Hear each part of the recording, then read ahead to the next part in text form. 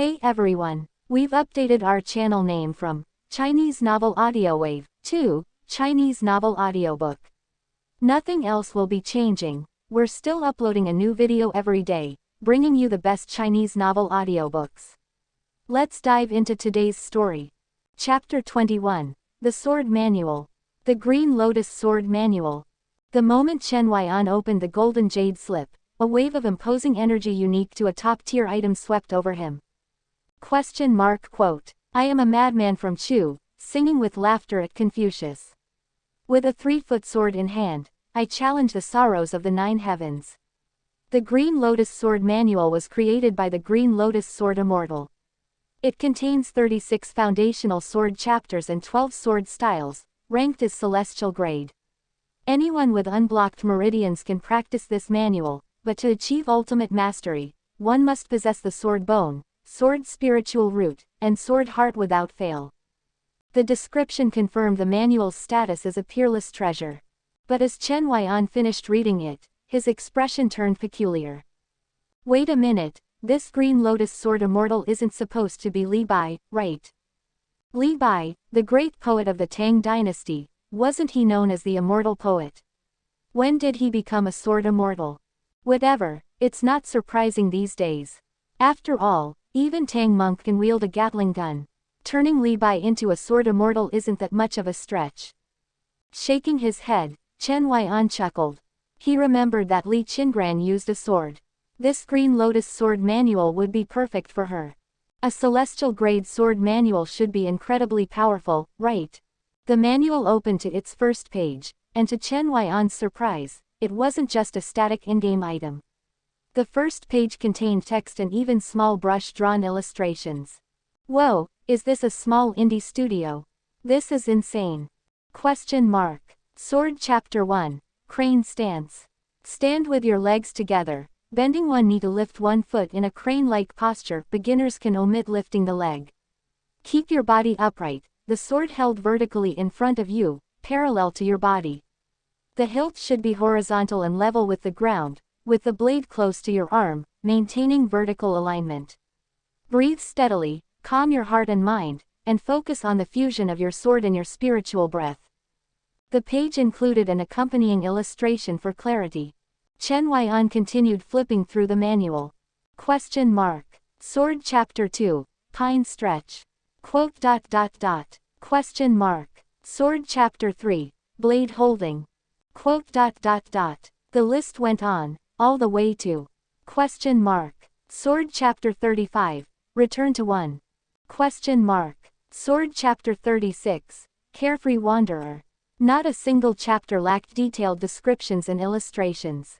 By the time Chen Huaian reached the final chapter, he was already marveling at the dedication of the game's developers. The attention to detail in crafting this manual was astonishing. Even his earlier annoyance at how much money he'd spent on the game began to fade. The 36 chapters seemed to be foundational techniques. Beyond them were the 12 sword styles. As he prepared to flip to the sword styles, a notification popped up. You must master sword chapters 1 to 12 before you can access the sword styles. What the? I have to learn it. How do I even do that?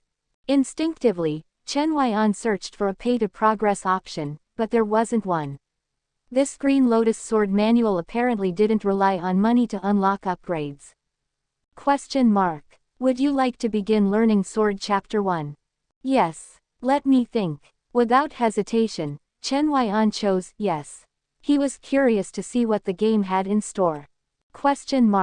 Activating camera. The game screen vanished, replaced by the phone's camera in selfie mode. The game interface now floated over the live feed. Please follow the instructions for Sword Chapter 1, Crane Stance. Current progress. Novice 0%. Are you serious? Chen Huaian stared at his reflection on the screen, his lips twitching uncontrollably. If he understood correctly, the game wanted him to perform the crane stance. And record it. Man, this game really knows how to mess with people. Can't spend money. Fine, let's just humiliate you instead. Chen Huaian imagined the game developers gleefully watching player-uploaded videos of awkward stances while enjoying takeout. Like hell I'm going to let you win. He huffed. Clearly, the developers wanted players to get frustrated and eventually pay to skip the grind. He'd seen it all before in other games that dangled rewards just out of reach until players caved and spent money. But as the minutes passed, no pay-to-progress option appeared. Fine, I'll just give the sword manual to Li Qingran. He tried dragging the Green Lotus sword manual into Li Qingran's inventory. Question mark. You cannot directly transfer the Green Lotus sword manual. Please achieve at least novice mastery in the 36 sword chapters to unlock the teaching feature. What the hell is this nonsense? Frustrated, he clicked a small help icon on the corner of the screen. Question mark. Help. The core intent of this game is to provide players with the most authentic nurturing experience. Players can support their virtual companion with resources and guidance, becoming their mentor and source of inspiration. However, iron must first be tempered to become strong. To better teach your virtual companion, we encourage you to improve yourself too. Chen Huaian was stunned into silence. He had always found games lacking immersion. No matter how skilled you weren't the one storming the battlefield or taming the wilds. The separation between reality and the game world always felt insurmountable. But this game was doing something new. As grueling as it was, Chen Huaian had to admit he was intrigued. The idea of personally teaching his virtual companion, seeing her learn sword techniques, and overcoming challenges with his guidance, this was a level of immersion no other game offered. It was hardcore. It was expensive. But he loved it. Chen Huaian reopened the learning interface for the Green Lotus sword manual. He propped his phone on a stand and took a deep breath. Fine, if I have to look ridiculous to teach Li Qingran the ultimate sword technique, so be it. No one can see me anyway. Without a sword, he used a drying rod. The instructions were simple on paper, but in practice, they were maddeningly precise. The blade couldn't waver, the angles had to be perfect, and every part of his posture required alignment. It was manageable at first, but after less than 2 minutes, his arms began to ache. Worst of all, after 30 grueling minutes of holding the drying rod, his progress in Sword Chapter 1 had only reached 1%. Even so, Chen Huaian persevered for another hour. By the time he stopped, his back was drenched with sweat, and his body felt like it was falling apart. I'm done. I'm going to collapse. He shakily set the rod aside and stretched his stiff muscles. It was nearly midnight. He reeked of sweat and hadn't even washed his clothes or taken a shower. If I treat this as exercise, maybe it's not so bad, he muttered, massaging his sore arms. Just as he decided to call it a night, a sudden thud echoed from the doorway, as if something had struck it. Chapter 22. You and I are fated. Chen Huaian opened the door. Outside, there was no one. He looked puzzled and muttered to himself, could it be another delivery from the game company? Instinctively, he glanced down. At the door was a small, fluffy black ball that resembled a lump of coal. Squinting, he could just make out its eyes, nose, and ears. It was a kitten. Last I checked, I'm staying in a chain hotel, Chen Huaian murmured, glancing at the long hallway. He sank into thought. How did a cat get into a chain hotel? He crouched down and poked at the little fluff ball. The kitten didn't react, only trembling all over. Picking it up by the scruff of its neck, Chen Huaian examined it more closely. The kitten had a white marking on its face resembling the character, a distinctive feature often referred to as a buff cat. Its back legs were a mangled mess of blood and flesh, and its back bore visible wounds.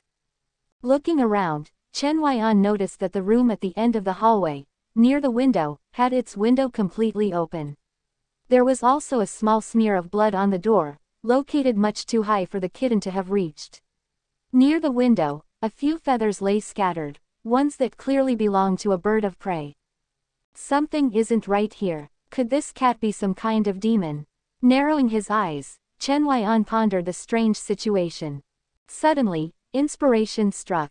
He snapped his fingers. Got it. Mystery solved. A bird must have crashed into the window, dropped its prey here, and then fled in fright, leaving the kitten behind. What keen insight! Chen Huaian concluded that his cancer must have activated some latent potential in his brain. Little one, you and I are fated. He carried the kitten into the room. If left untreated, the kitten would surely die. As a long-term hotel guest, he wasn't allowed to keep pets, but Chen Huaian dismissed the rule with a wry smile. What do rules matter to someone with a terminal illness?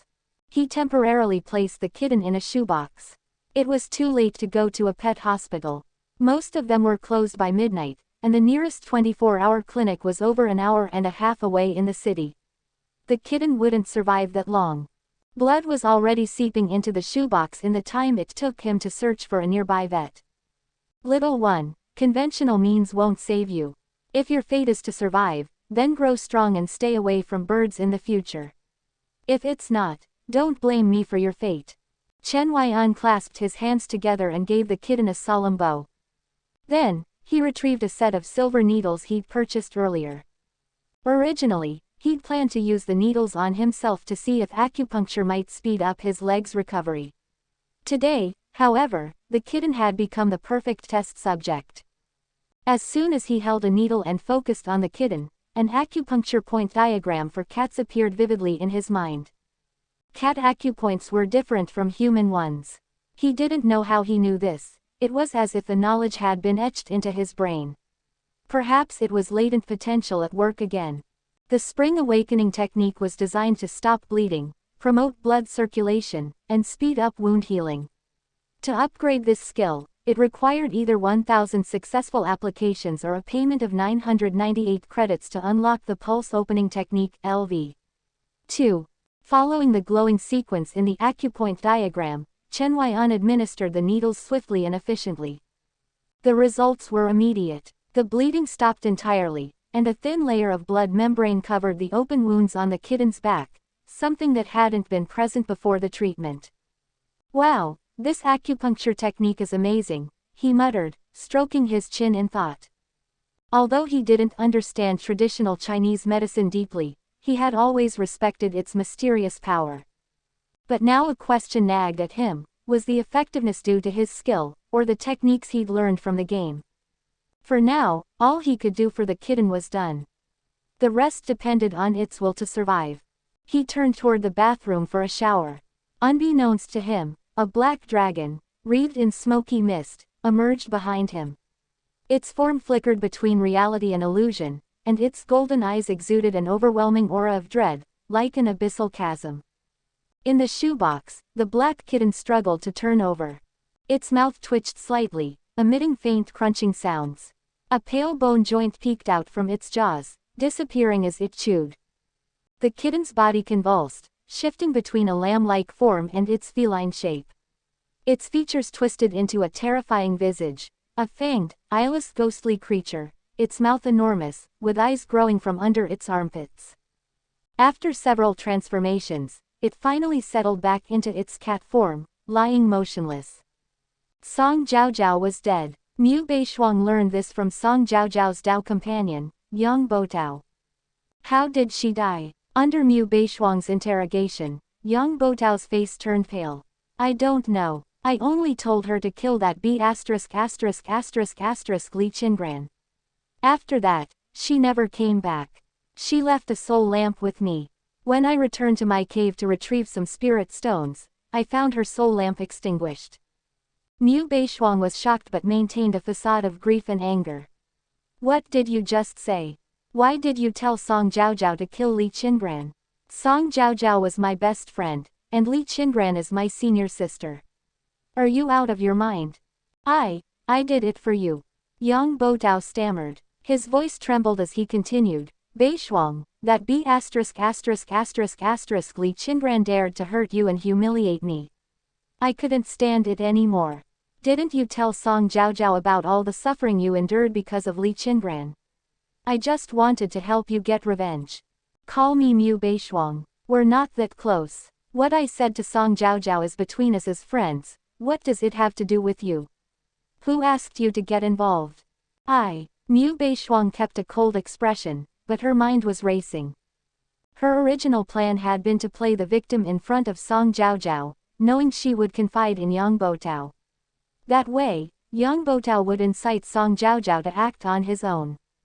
With Song Jiaojiao under the guidance of their fourth senior brother, Zhang Hanxiao, the responsibility for her actions would fall on him, not her. Song Jiaojiao was at the 9th level of qi refinement, while Li Qingran was nothing but a cripple with a destroyed dantian and severed spiritual roots. Killing Li Qingran should have been an effortless task, and Song Jiaojiao could have done it without leaving a trace. But who would have thought that Li Qingran would survive while Song Jiaojiao ended up dead? Something had definitely gone wrong. Even earlier, when Li Qingran's injuries seemed to heal unnaturally quickly, it had felt suspicious. But Mu Beishuang had dismissed it as unimportant. Beishuang, I did it all for you. Yang Boutao pleaded desperately. Li Qingran's expulsion from Cangyun sect made her an ordinary person, but if it became known that a cultivator had attacked a defenseless mortal, Yang Boutao would face severe punishment for tarnishing the sect's reputation. I don't care. Yang Boutao, prepare to face the sect's judgment. Mu Beishuang skillfully shifted all blame onto Yang Boutao. At that moment, senior brother Lu Chengtian of Qishao Peak entered the room. Mu Beishuang immediately hid behind him. Yang Boutao, this is Qishao Peak, not your Xuanling Peak. What are you doing here? Brother Chengtian, Mu Beishuang cried, tears streaming down her face as she clung to his arm. Yang Boutao ordered Song Jiaojiao to assassinate Li Qingran and got her killed. How could he do such a thing? Song Jiaojiao was my best friend, and Li Qingran was my senior sister. Wait, no, Senior Lu, I can explain. Before Yang Boutao could finish, the furious Lu Chengtian kicked him to the ground. Yang Boutao, you're bold indeed. Even if Li Qingran is no longer part of Cangyun sect, she was once under Qishao Peak's protection. When did Qishao Peak's matters become yours to meddle in? Do you think killing Li Qingran would earn you any favor here? Ordering Song Jiaojiao to assassinate Li Qingran has violated sect rules. You'll be coming with me to face the discipline hall's judgment. Just as Lu Chengtian was about to seize him, Mu Beishuang tugged on his sleeve and whispered, Brother Chengtian, senior sister Li didn't die.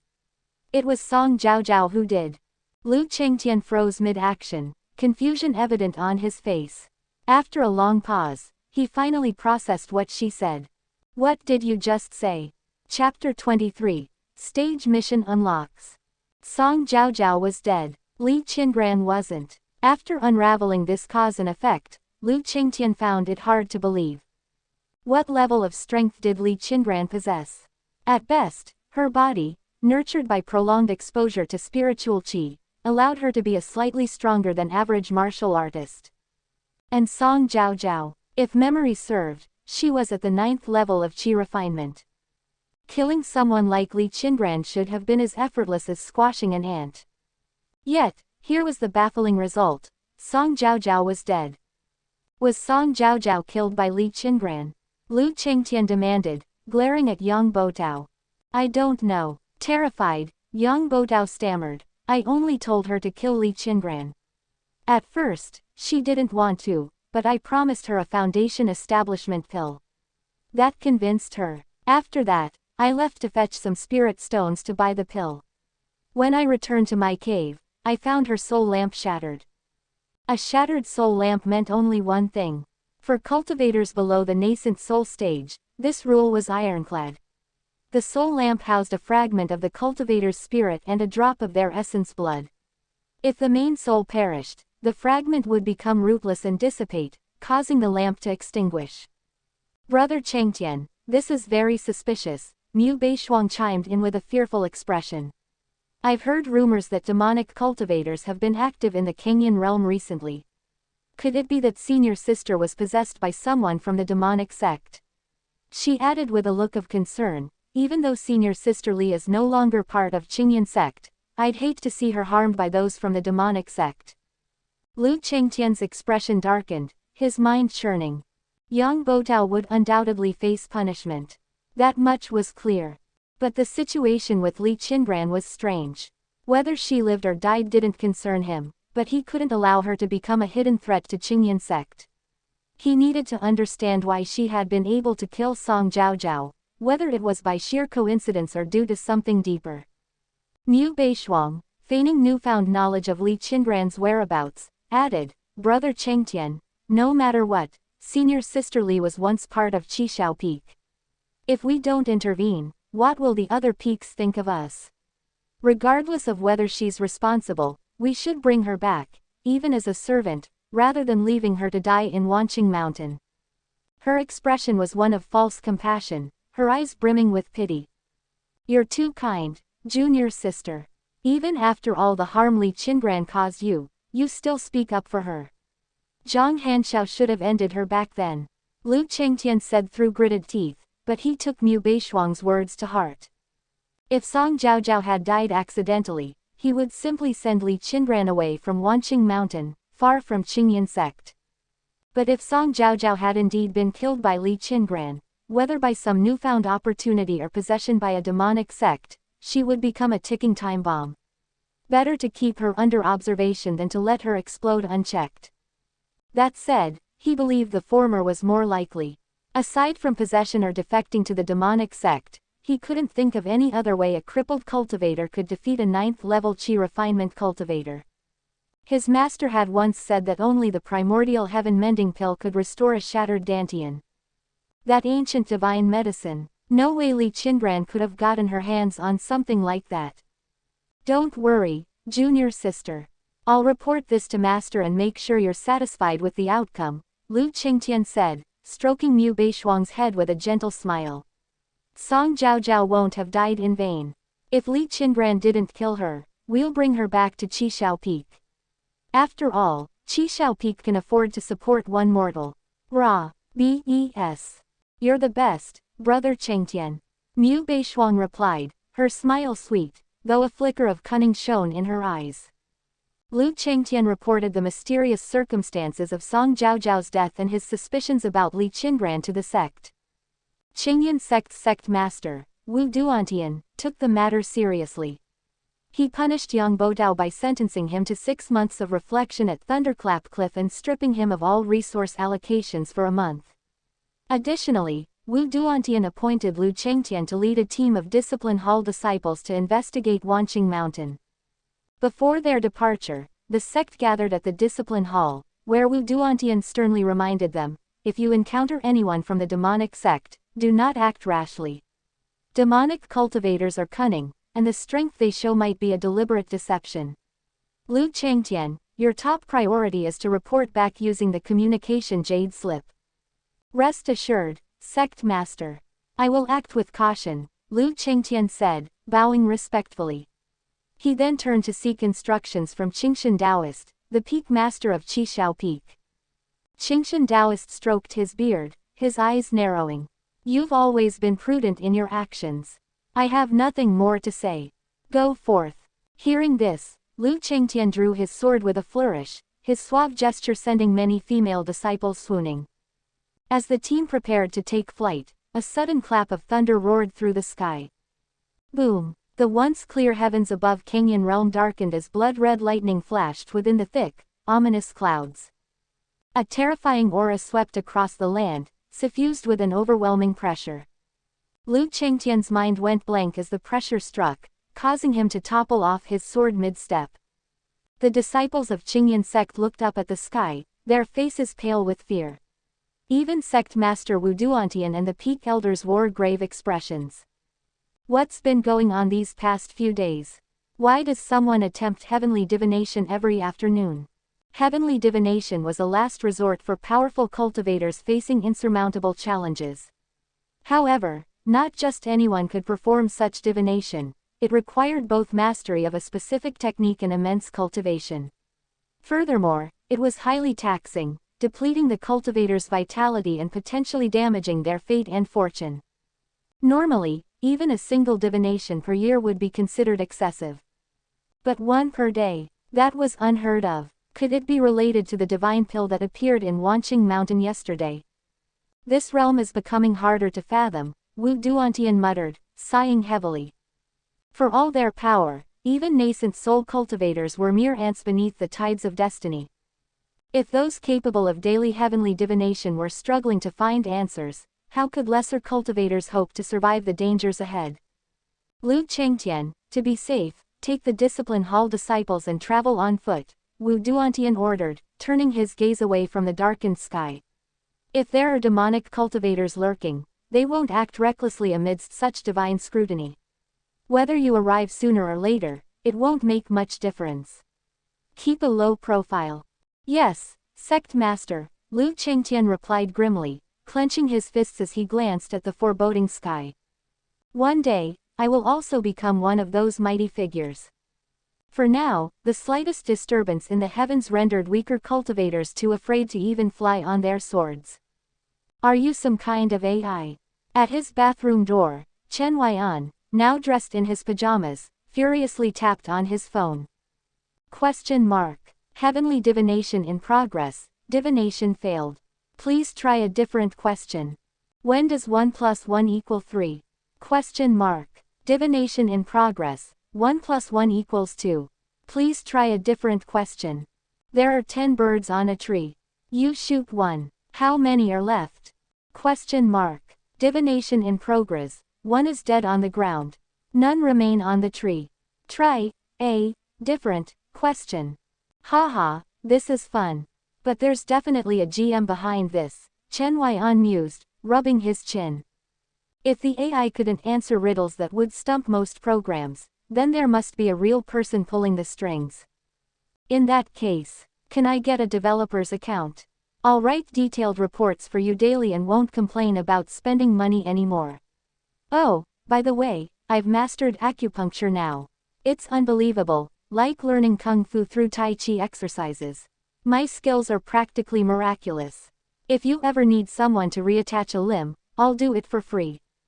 As soon as he sent the message, the game window closed automatically. TCH, stubborn, Chen Huaian muttered. When the developers eventually came begging for his help, they better not regret it. How to restore a spiritual root, he typed, opening the divination again. Li Qingran was still absorbing the primordial heaven-mending pill. As an ancient divine medicine, it would take time to fully integrate its effects.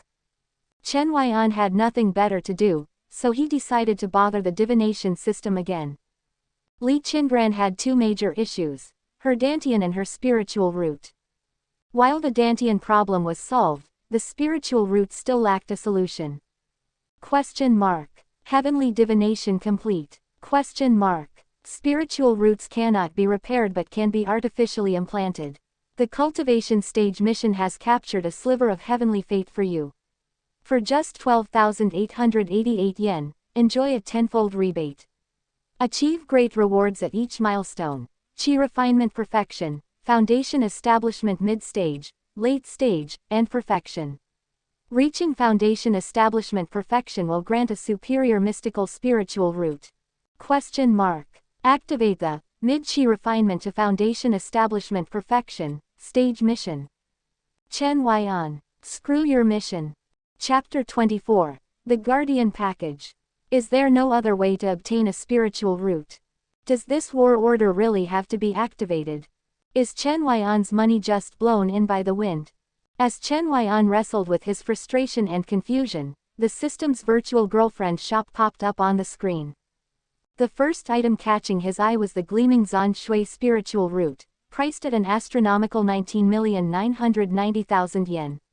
This 5-element spiritual root, considered top tier, was the cheapest option available. Below it were even more outrageously priced spiritual roots, the zeros trailing far longer than his remaining lifespan. Ordinary spiritual roots, not even listed. This shop only sold the best of the best. And to top it off, the Zan Shui spiritual root was locked. Li Qingran would need to reach the nascent soul stage to unlock the right to purchase it. Absolutely insane. If he had 19.99 million, wouldn't it be better spent curing his cancer? If cured, he could relax and spend the rest of his life in comfort. Clearly, this game wasn't planning to let him obtain spiritual roots through this route. Hey, then what's the point? Chen Huaian chuckled bitterly. On the bright side, this darned game had accidentally unlocked his genetic potential. Fine then, top up it is. Another hefty sum vanished from his payment account. Chen Huaian collapsed onto the couch, the emptiness hitting him harder than any post-climactic blues he'd ever felt. Meow. A weak cat's cry interrupted his melancholy. Chen Huaian immediately sprang to his feet and dashed to the shoebox. Well, aren't you a tough little guy? Compared to the pitiful state it had been in earlier, the black kitten looked much better now. It could at least move inside the shoebox, though its wounds still seemed severe. On closer inspection, however, they appeared to have healed slightly since its bath. Chen Huaian, you're a genius. This time, his declaration was in a tone of absolute certainty. But then he shook his head, laughing at himself in self-mockery. Shame I won't live much longer. Unbeknownst to him, the black kitten was staring intently at his neck, a glint of murderous red flashing in its jet black eyes. Eat him. If I devour him, my injuries will heal completely. That stupid bird wasn't enough. What are you staring at? Chen Huaian and the kitten locked eyes. As his gaze met the kitten's, its fierce expression softened instantly. Its slit-like pupils rounded, and it let out a small, plaintive, meow. Still not feeling well, Chen Huaian rubbed his chin thoughtfully. All right then. He turned his back, exposing himself completely.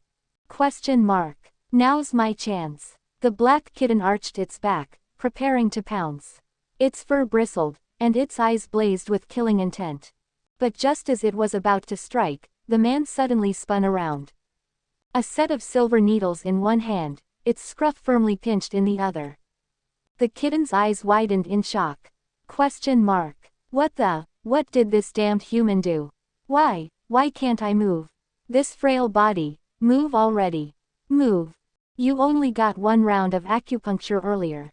Let me reinforce it now. Chen Huaian placed the kitten on the couch, wrapped it in a towel, and began applying the needles. Who knew if this kitten had rabies? Now that it could move again, better to be cautious than risk a hospital trip for a rabies shot. That'd cost a fortune. Curse this vile human, daring to swaddle me in a towel. The black kitten struggled madly, baring its fangs. Chen Huaian, well prepared, expertly jabbed 2 acupoints with his needles. The kitten's eyes bulged again. What kind of sorcery was this? It couldn't move. Again. Wow, this technique is really effective. Chen Huaian marveled, shaking his head as he worked. If I can't use this on people anymore, maybe I could fake a vet license, open a pet hospital, and make bank. I might even get thank you banners from grateful pet owners. By the way, are you a boy or a girl? Lifting its tail, Chen Huaian peeked. Oh, a boy. All right, once you grow up, I'll personally perform your neutering. Can't have you harassing lady cats everywhere. The kitten. Did this human just say he's going to neuter me? Unforgivable, absolutely unforgivable. I must devour him. I must.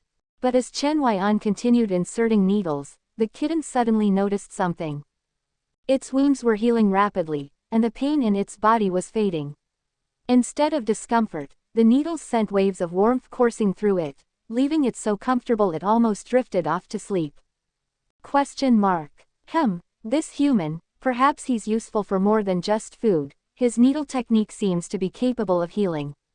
Interesting. So, there are still inheritors of the golden needle technique in this era. Intriguing. Fine then, I'll wait until he heals me completely before eating him. Then the golden needle technique will be mine. Muahaha. Your virtual girlfriend has absorbed the primordial heaven mending pill. A game window popped up. Chen Huaian glanced at it from the corner of his eye, his spirits lifting. He quickly removed the silver needles from the kitten, flicking them effortlessly into the shoebox. The box bounced on the couch, the lid snapping shut. The kitten. You haven't finished healing me yet. Meow www. Human. I'll have your life. Ignoring the kitten's enraged scratching from inside the shoebox, Chen Huaian focused entirely on Li Qingran. Status. Meditation and Dantian reconstruction in progress. Question mark. Cultivation progress. 3679 5999 6th level. Question mark. Remaining lifespan. 273 years. Question mark. Favorability. 50. Respect. Wow, things are heating up. Seeing that Li Qingran's lifespan had extended to 273 years, Chen Huaian felt a mix of comfort and envy. Meanwhile, his own life expectancy, updated at midnight, still showed just 129 days. Shrugging off his envy, he came to terms with it quickly. As long as he kept pouring money into the game, ensuring Li Qingran avoided any mishaps, her existence would outlast his. Even if he died, as long as the game account remained, she could carry on his legacy for centuries. But that would only work if the game company didn't pull a fast one and shut down the servers. Turning his attention back to the game, Chen Huaian noticed the area around Li Qingran was undergoing strange changes. Curtains had stilled, the dust outside her small room settled, and the spiritual chi fluctuations had stabilized. Tiny golden sprouts resembling plant buds began emerging around her, spreading throughout the room. These sprouts started forming flower buds, hinting at something extraordinary about to be born. Question mark. Li Qingran is entering the final stage of Dantian reconstruction. A grade 1 Dantian may attract prying eyes. Would you like to top up 88 yen to protect Li Qingran? Another cash grab. Chen Huaian smirked with disdain. He knew full well that without the purchase, Li Qingran's Dantian reconstruction would fail, and some old monster would conveniently appear to steal it. After all, the game's script was entirely in the developer's hands. Thankfully, 88 yen wasn't much, so he paid up. Question mark. Please select your Guardian method. Avatar Guardian. 100,888 yen per session. Gluttonous Beast Mount Guardian. 58,888 yen per session. Sword Spirit Guardian. 38,888 yen per session. Ultimate Guardian Package. 35,888 yen. Includes 1 miniature Zhu Xian sword formation, 1 Xuanwu formation, and 7 Nine Suns lightning talismans. Advanced Guardian Package. 18,888 yen. Includes 1 Thunderlock Dragon formation and 1 Nine Suns lightning talisman. Intermediate Guardian Package. 1,888 yen. Includes 1 Sky Piercing sword formation and 10 Supreme lightning talismans. Basic Guardian Package. 188 yen. Includes 1 Thunderfire Scorched Sky formation, 10 Supreme Thunderfire talismans, and 1 Nine Suns Violet Lightning talisman. Custom Combo Package. Add items to your cart and pay as you go, limited time offer, act now. Chen Huaian's lips twitched. How naive he'd been. The 88 yen was just the key to opening the floodgates. Without it, he wouldn't even qualify to spend more. But at least the options seemed functional. The game ensured any package bought would suffice to protect Li Qingran. Expensive ones were just for rich players flaunting their wealth. Chen Huaian chose the basic Guardian package without hesitation. Strangely, for a man who grumbled about 15 yen takeout being too pricey, the 188 yen price tag felt almost reasonable at this moment. Question mark. Basic Guardian package activated. A glowing lightning array materialized around Li Qingran's small room, extending for 100 meters before fading from sight. Simultaneously, 10 Supreme Thunderfire talismans appeared on the room's exterior. Inside, a massive Nine Suns Violet Lightning talisman glowed on the table before her, its surface etched with arcane patterns. Now it's time for a monster siege, right? Chen Huaian crossed his arms, already predicting the game's next move. Li Qingran's Dantian reconstruction progress had reached 90%. In the Cangyun Realm, deep within Wanqing Mountain. At a barren, rocky slope concealed by towering peaks. A pair of sinister eyes snapped open in the depths of a pitch-black pool. Such a delectable aroma. This scent of a grade 1 Dantian. It's unbelievable, an unparalleled genius in this era has actually condensed a supreme Dantian. Jia. Heaven favors me. Truly, heaven favors me. Chapter 25. The Night Reaper of the Heavenly Demon Sect. Senior Brother Lu, is it true there are demonic cultivators active in Wanqing Mountain? I heard demonic cultivators use fellow cultivators to refine pills, strip their tendons, and skin them to craft artifacts. They're said to be cruel and ruthless, though that might be an exaggeration. A group of Cangyun sect disciples descended from their mountain base. Since entering the Foundation establishment stage, they had primarily traveled via flying swords, leaving little time for casual conversation.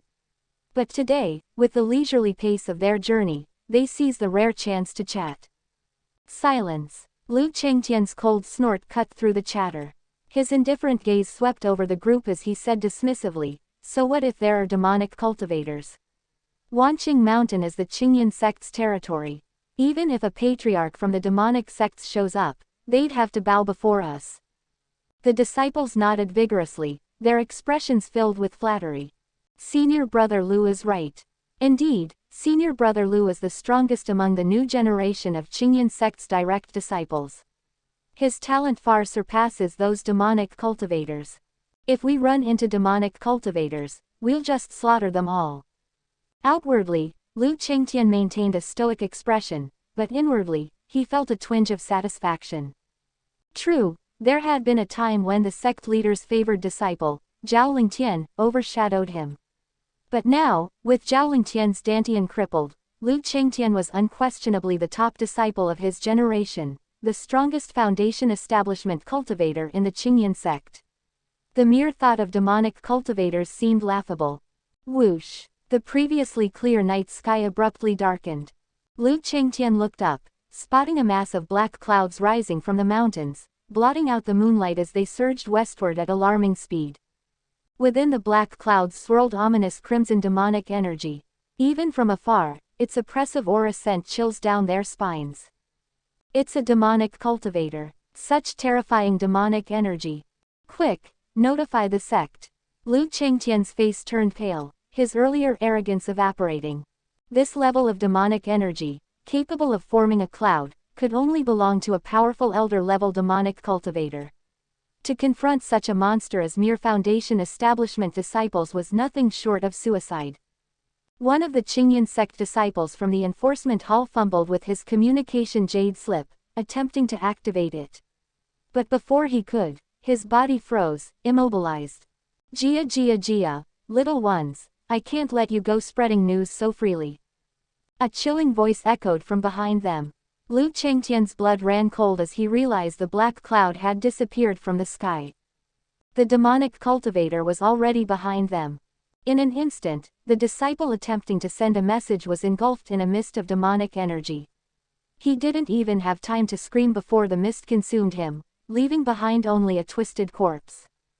"Don't have time to deal with you brats today. Here, have a little toy to play with." Jia. The demonic energy dissipated, leaving no trace of the demonic cultivator except for the grotesque remains of the fallen disciple. Did he leave? Junior Brother Zhang. Don't bother. He's dead. We need to return to the sect immediately and report this. The jade slip was destroyed, and Wanqing Mountain was no longer a safe place for disciples of their level. The matter required senior disciples or even elders to resolve. One of the disciples stepped forward to collect Junior Brother Zhang's remains. "Don't touch him. Step back." Li Qingran, his gaze fixed on the corpse, noticed something amiss and shouted a warning, but it was too late. Suddenly, red fur sprouted all over Junior Brother Zhang's corpse. With a predatory leap, the reanimated body lunged at the nearest disciple like a leopard, its blood-stained maw revealing sharp fangs. With a sickening crunch, the monster bit through the disciple's neck, tearing flesh and spraying blood everywhere. The horrific scene left the surrounding disciples frozen in fear, unable to react. The bloodthirsty creature, now empowered by its kill, grew even more ferocious. "It's a red fur ghoul." Li Qingran drew his flying sword, his expression grave. "Form up. This is a dangerous enemy.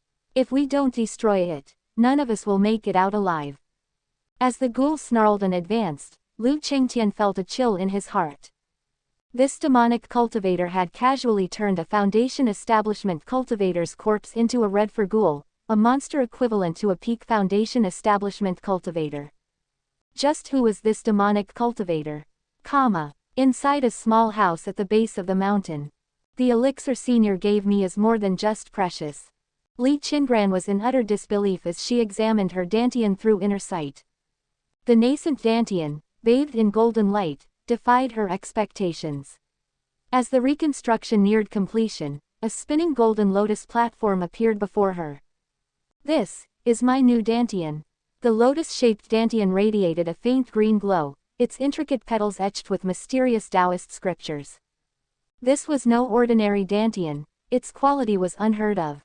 Though she had read many records in the sect's library, none described a dantian of this caliber. The closest comparison was the Grade 1 dantian, the pinnacle of innate dantian quality. Even so, legends spoke of an even higher grade, the supreme dantian, attainable only through extreme effort and rare resources. Li Qingran's intuition told her that her current dantian was supreme grade. What kind of extraordinary elixir did the senior give me? Tears welled in her eyes as she looked at the golden lotus blooming around her. She felt overwhelmed by gratitude.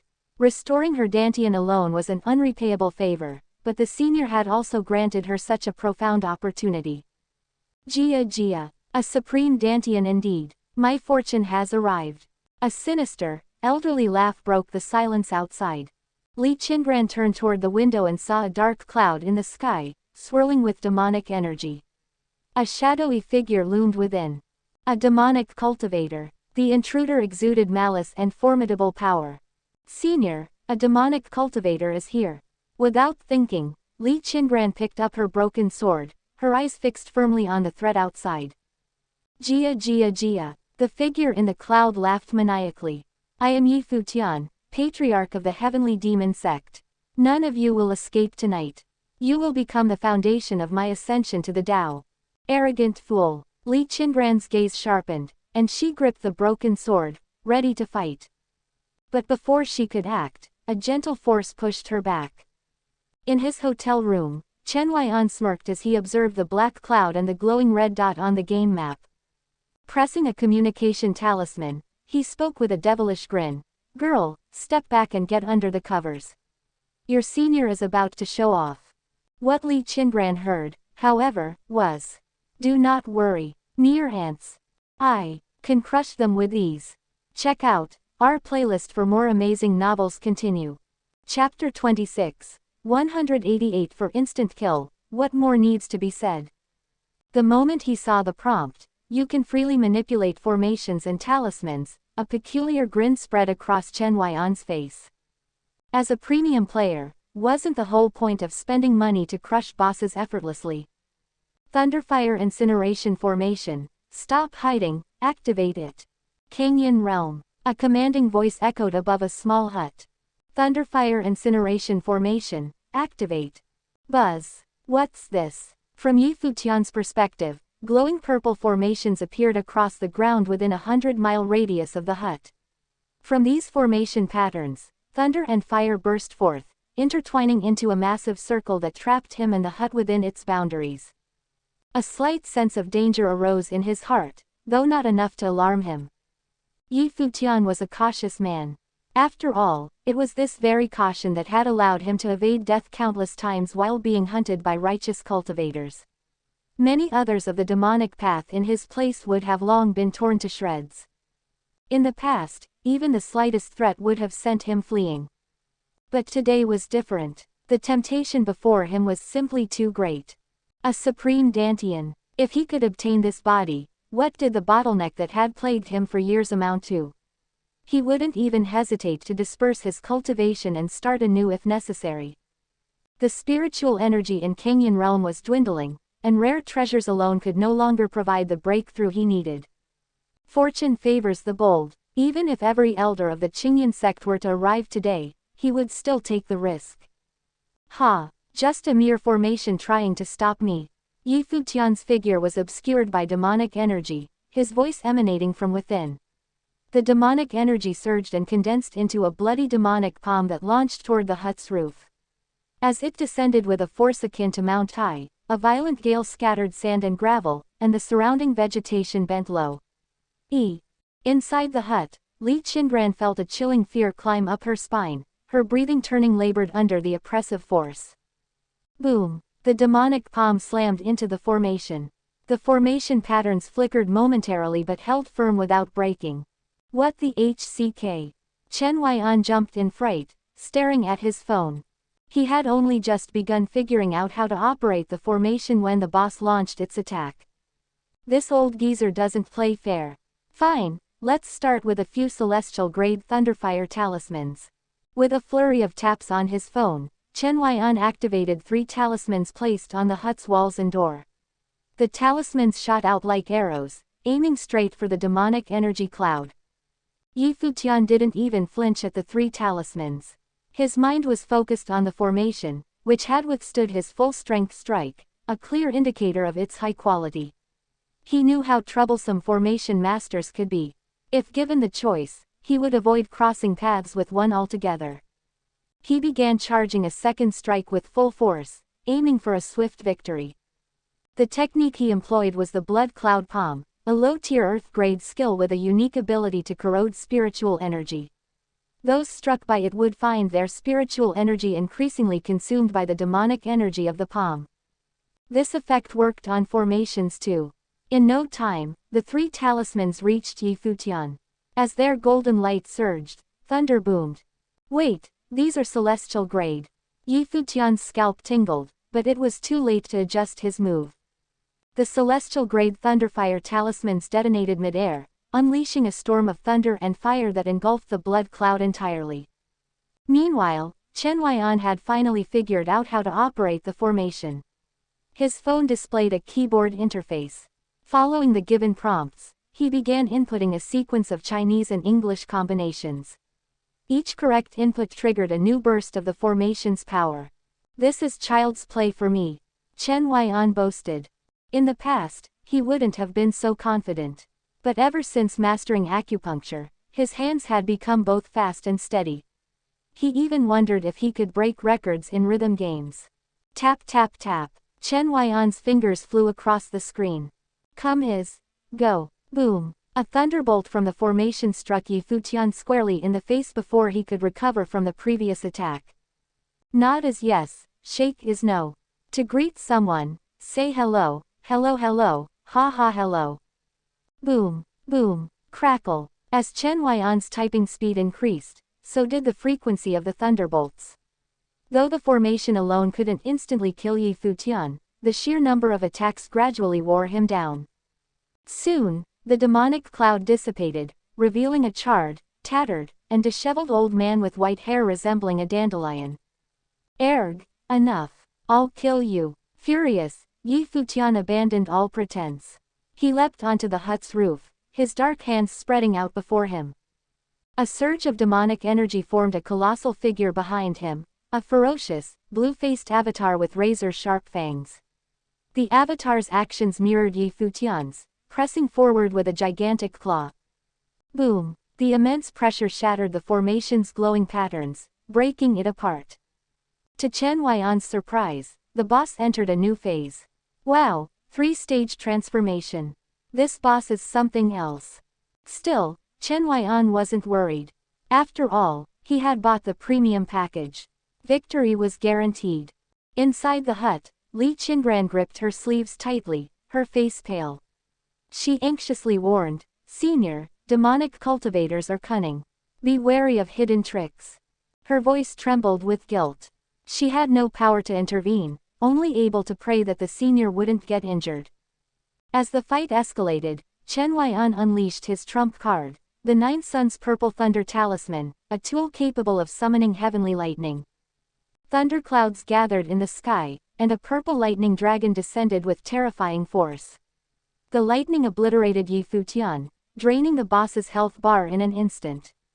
Chen Huaian smirked, blowing on his fingers like a gunslinger. Tisk, that's it. Looked tough, but $188 for an instant kill. What's there to say? Meanwhile, in Qingyan sect master Wu Duantian gazed at the sky, feeling the intense spiritual energy rippling through the heavens. This must be the same expert who crafted that divine elixir. Hope reignited in his heart. Turning to his bedridden disciple Zhao Lingtian, he declared, "This is our last chance. If we can gain that senior's help, your Dantian might still be saved." Chapter 27. Someone requests an opportunity from you. By the time Wu Duantian arrived at the scene with his personal disciple, the battle had long since ended. The heavenly phenomena had dissipated, the subtle fluctuations of spiritual energy had faded, and the senior expert was nowhere to be found. There's residual demonic energy here. Could it be that the senior was fighting a demonic cultivator? He scanned the area and soon spotted a massive thunder crater dozens of meters wide. Upon closer inspection, the crater was over 3 meters deep, filled with molten rock from the intense heat, and arcs of lightning still flickered in the lava. The remnants of demonic energy lingered faintly in the pit, but its owner was nowhere to be seen. Perhaps they had been obliterated without a trace, or maybe they had fled. To wield such terrifying lightning, Tisk, this senior's strength truly defies comprehension. On the surface, Wu Duantian maintained the composure of a late-stage nascent soul cultivator. In reality, his heart was in turmoil. Nascent soul cultivators could refine their avatars to cooperate in offense and defense, and they could even begin to harness the forces of nature. However, to summon the power of the Tao itself, as this senior had done, was entirely beyond Wu Duantian's capabilities. What level of cultivation could achieve such a feat? Still, since the senior had fought against a demonic cultivator, it was reassuring to assume they were on the righteous path. This thought eased his mind somewhat. "Master, look, there's a woman in that hut," Zhao Lingtian said, pointing to a small house by the stream at the foot of the mountain. Wu Duantian squinted. His enhanced vision easily pierced the distance, and he recognized the figure inside the hut. Isn't that the disciple from Qishao Peak who injured her junior sister on purpose? What was her name? Li Qingran. Yes, that's her. Zhao Lingtian sneered. During the sect tournament, where attacks are supposed to stop before causing real harm, she sought personal revenge. Getting expelled from Qishao Peak and the sect was what she deserved. I heard Zhang Hanshao sent her back to the mortal world. Looks like she's crawled back here, thinking she can rejoin Qingyan sect. Don't waste time on insignificant people, Wu Duantian replied, withdrawing his gaze. A disgraced disciple with her cultivation base crippled wasn't worth their attention. Still, Li Qingran had been lucky to survive. The thunder crater was only 300 or 400 meters away from her hut. If it had been closer, even the residual force of the lightning could have been fatal. As for whether the mysterious senior had any connection to Li Qingran, Wu Duantian never considered it. The difference in their statuses was as vast as heaven and earth. A cultivator capable of crafting divine pills wouldn't care about a mere ant. Zhao Lingtian, that senior might still be nearby, Wu Duantian said. After such a battle, they're likely resting in a secluded location. Be sincere in your plea, perhaps they can help restore your Dantian. Yes, sect master. Zhao Lingtian was brimming with confidence. Born a prince of a great mortal kingdom, he possessed rare talent, with a radiant flame spiritual root. Before his Dantian was shattered, it was rated as 4th grade. Combined with his striking looks and extraordinary charisma, he believed anyone would admire his potential. Cultivation emphasized karmic ties. High-level reclusive cultivators, often stuck at bottlenecks, would roam to seek opportunities, doing good deeds to enhance their karmic balance. Zhao Lingtian stepped forward, bowing respectfully toward the thunder crater. Tears welled in his eyes as he pleaded, "This junior is Zhao Lingtian, personal disciple of the Qingyan sect master. I witnessed your divine pill refinement and heroic battle against the demonic cultivator. I have long admired your strength. My Dantian was shattered by a demonic cultivator, and I harbor deep hatred toward them. I humbly ask for your guidance or a prescription to restore my Dantian. If you help me recover, I will never forget your kindness. I am willing to serve you loyally for the rest of my life." Wu Duantian, standing nearby, felt a twinge of jealousy. Zhao Lingtian had never expressed such devotion to him. Still, he suppressed his feelings, hoping his prized disciple's Dantian might be restored. They waited patiently in the wilderness. Inside the hut, Li Qingran glanced out the window and quickly returned to her bed. So Wu Duantian and Zhao Lingtian came here to seek an opportunity from the senior. Her thoughts were complicated. Would the senior grant Zhao Lingtian the chance he sought? She didn't know. The senior wasn't the type to hand out opportunities freely, but neither were they stingy. Though she hated to admit it, Zhao Lingtian's talent and background far outstripped hers. Investing in him would likely yield greater returns. But she didn't want the senior to help Zhao Lingtian, not because she was selfish, but because she understood his character. Zhao Lingtian was arrogant, narrow-minded, and prone to causing trouble. If he misused the senior's resources, it could bring harm to the senior in return. Ultimately, the decision wasn't hers to make. All she could do was watch quietly. Someone is requesting an opportunity from you. Chen Huaian was reviewing his spoils when the game displayed this notification. What the HCK? He muttered. The game showed Wu Duantian and Zhao Lingtian near the hut. Ha! Big shots, huh? Isn't Qingyan sect where Li Qingran used to belong? And these guys want something from me. Chen Huaian felt amused, and furious. Who was he? Li Qingran was his virtual girlfriend. That made him her cyber boyfriend, right? These people had bullied his girl and now dared to come asking for help. A dialogue box appeared. First opportunity granting event triggered. This transmission talisman is free to use. Granting an opportunity may affect your virtual girlfriend, Li Qingran, in unpredictable ways. Effects could be positive or negative. Please choose wisely. You may select items from your inventory to gift. Chen Huaian paused to read the prompt carefully. What did they want? Zhao Lingtian is requesting a primordial heaven mending pill. Will you grant it? What the HCK is this? A heaven mending pill. That's not an opportunity, that's my life savings. He opened his inventory, dragged out a handful of Thunderfire talismans, and aimed at Wu Duantian and Zhao Lingtian. Can I just zap these two idiots to death? Wu Duantian is a late-stage nascent soul cultivator. Do you wish to engage in battle? Guess I can't pay to win here, Chen Huaian muttered, calming down. He knew he didn't have enough power to defeat a nascent soul cultivator. Losing would tarnish his dignity, and worse, it might affect Li Qingran. Maintaining his air of mystery, Chen Huaian activated the transmission talisman. Taking a deep breath, he bellowed, "Screw you. Who the HLL do you think you are, coming to me for opportunities? Get lost, you piece of shish. You're not worthy." In Cangyun Realm, a violent gust of wind swept through the area, flattening the grass. Wu Duantian and Zhao Lingtian perked up as they sensed a spiritual presence in the wind. Finally, the senior is responding, Wu Duantian thought excitedly. My Dantian can finally be saved. Zhao Lingtian clenched his fists in anticipation. They strained to listen, but all they heard was a single, thunderous word. Scram. Inside the hut, Li Qingran's eyes widened in surprise before she burst into laughter, covering her mouth. PFF'd. Chapter 28. Another little gift. Hearing the roar carried by the wind, Wu Duantian and Zhao Lingtian's faces turned dark.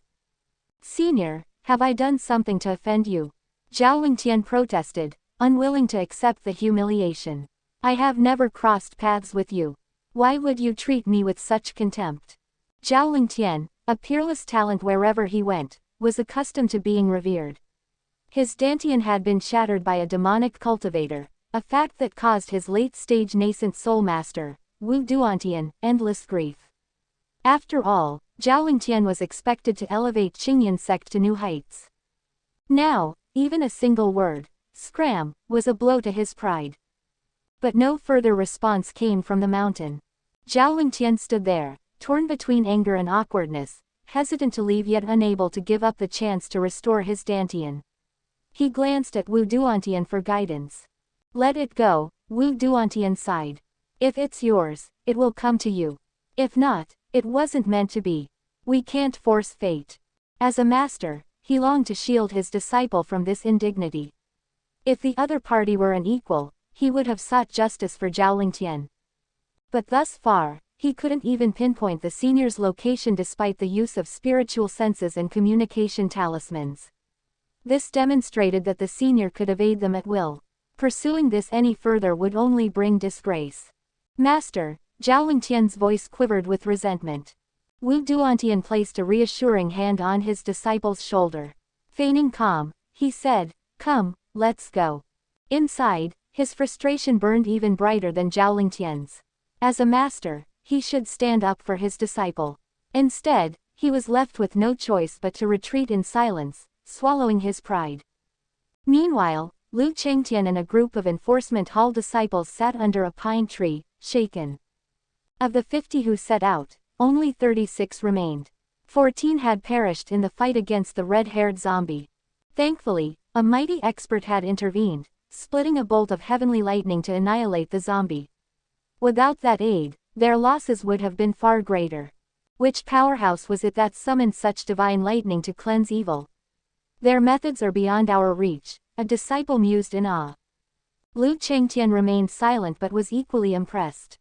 He secretly yearned for an opportunity to encounter this mysterious figure, hoping to receive guidance that could accelerate his own cultivation. Senior Brother Lu, given the circumstances, should we continue with the mission? Yes, Senior Brother. The demonic cultivator might still be alive. Though the disciples didn't voice it outright, their hesitant gazes and faltering words betrayed their reluctance. Li Qingran sneered inwardly but kept a calm demeanor. The sect master entrusted us with this mission, and it must be completed.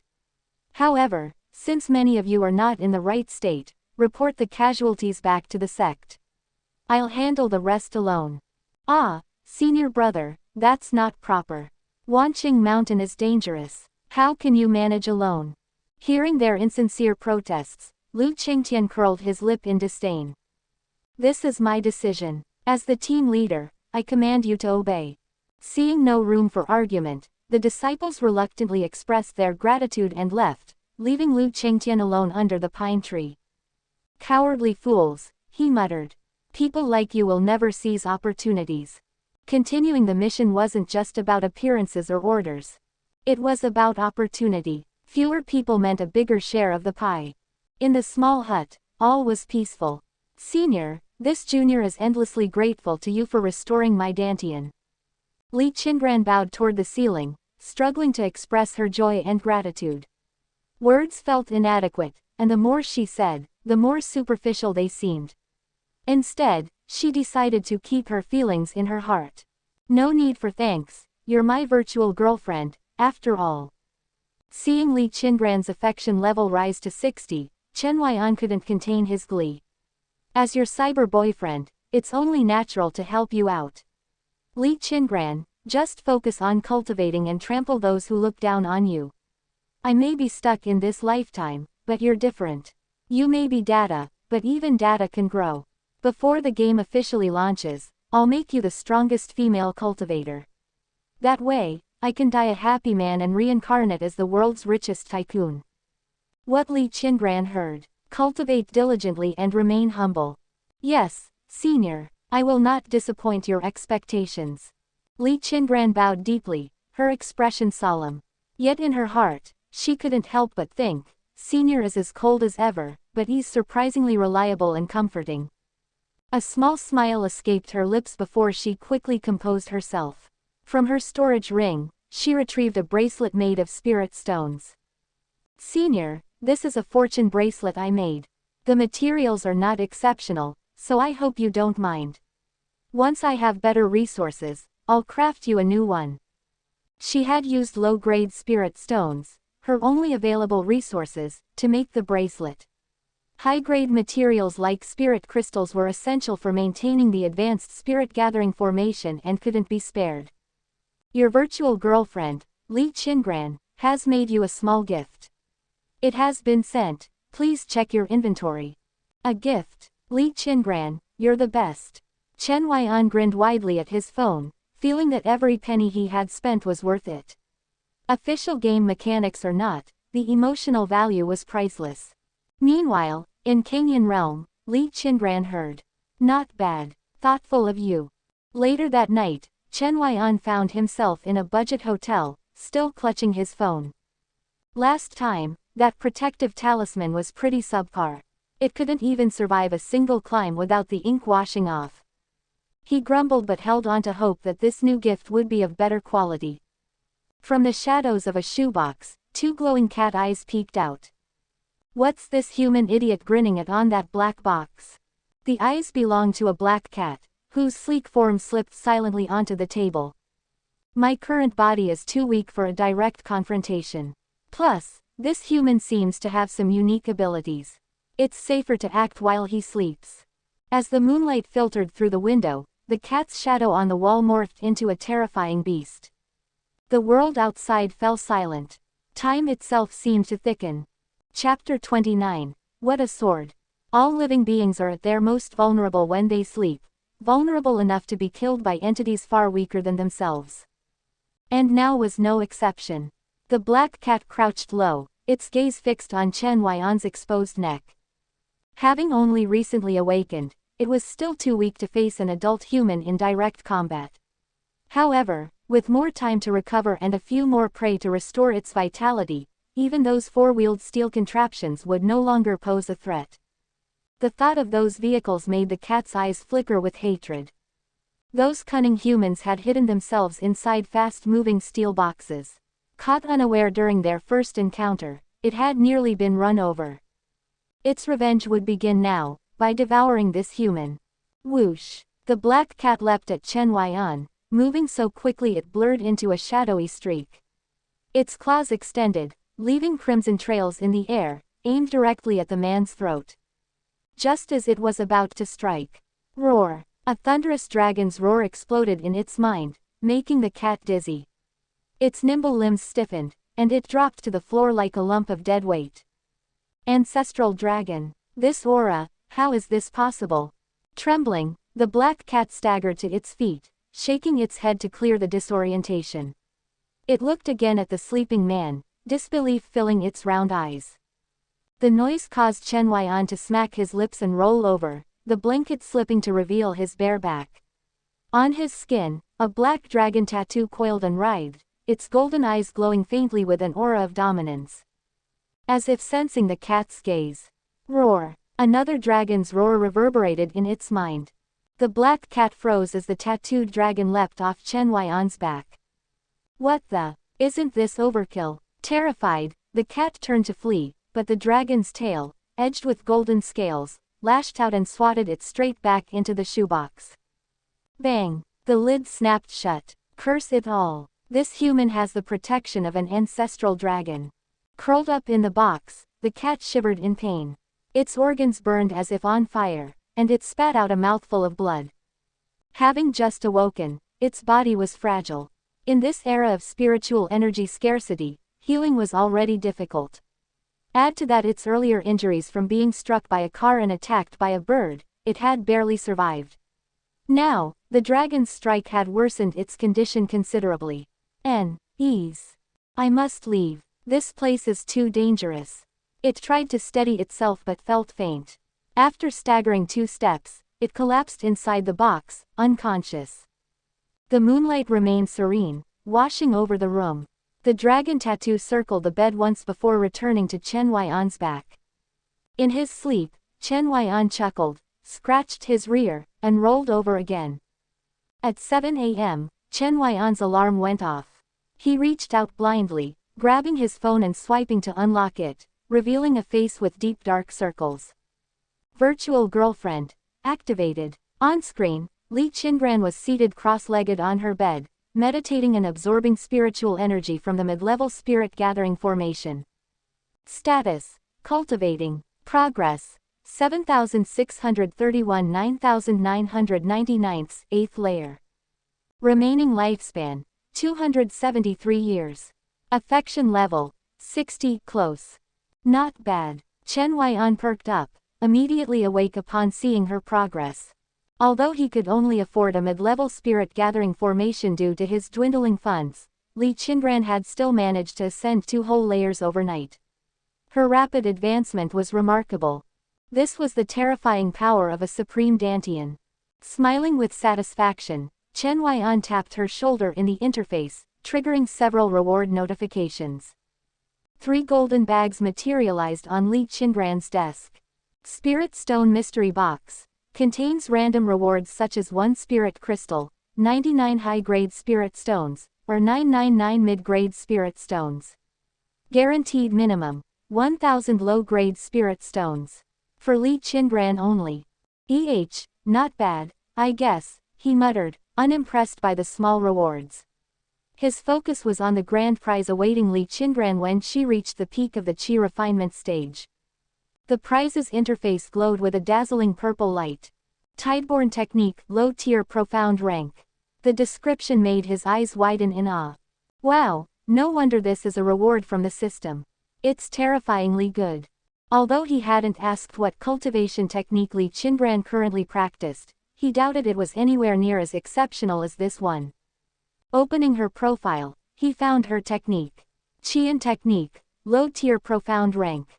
It was the same rank as the Tideborne technique, but switching techniques required discarding her current cultivation base. All the progress she had painstakingly made would be lost.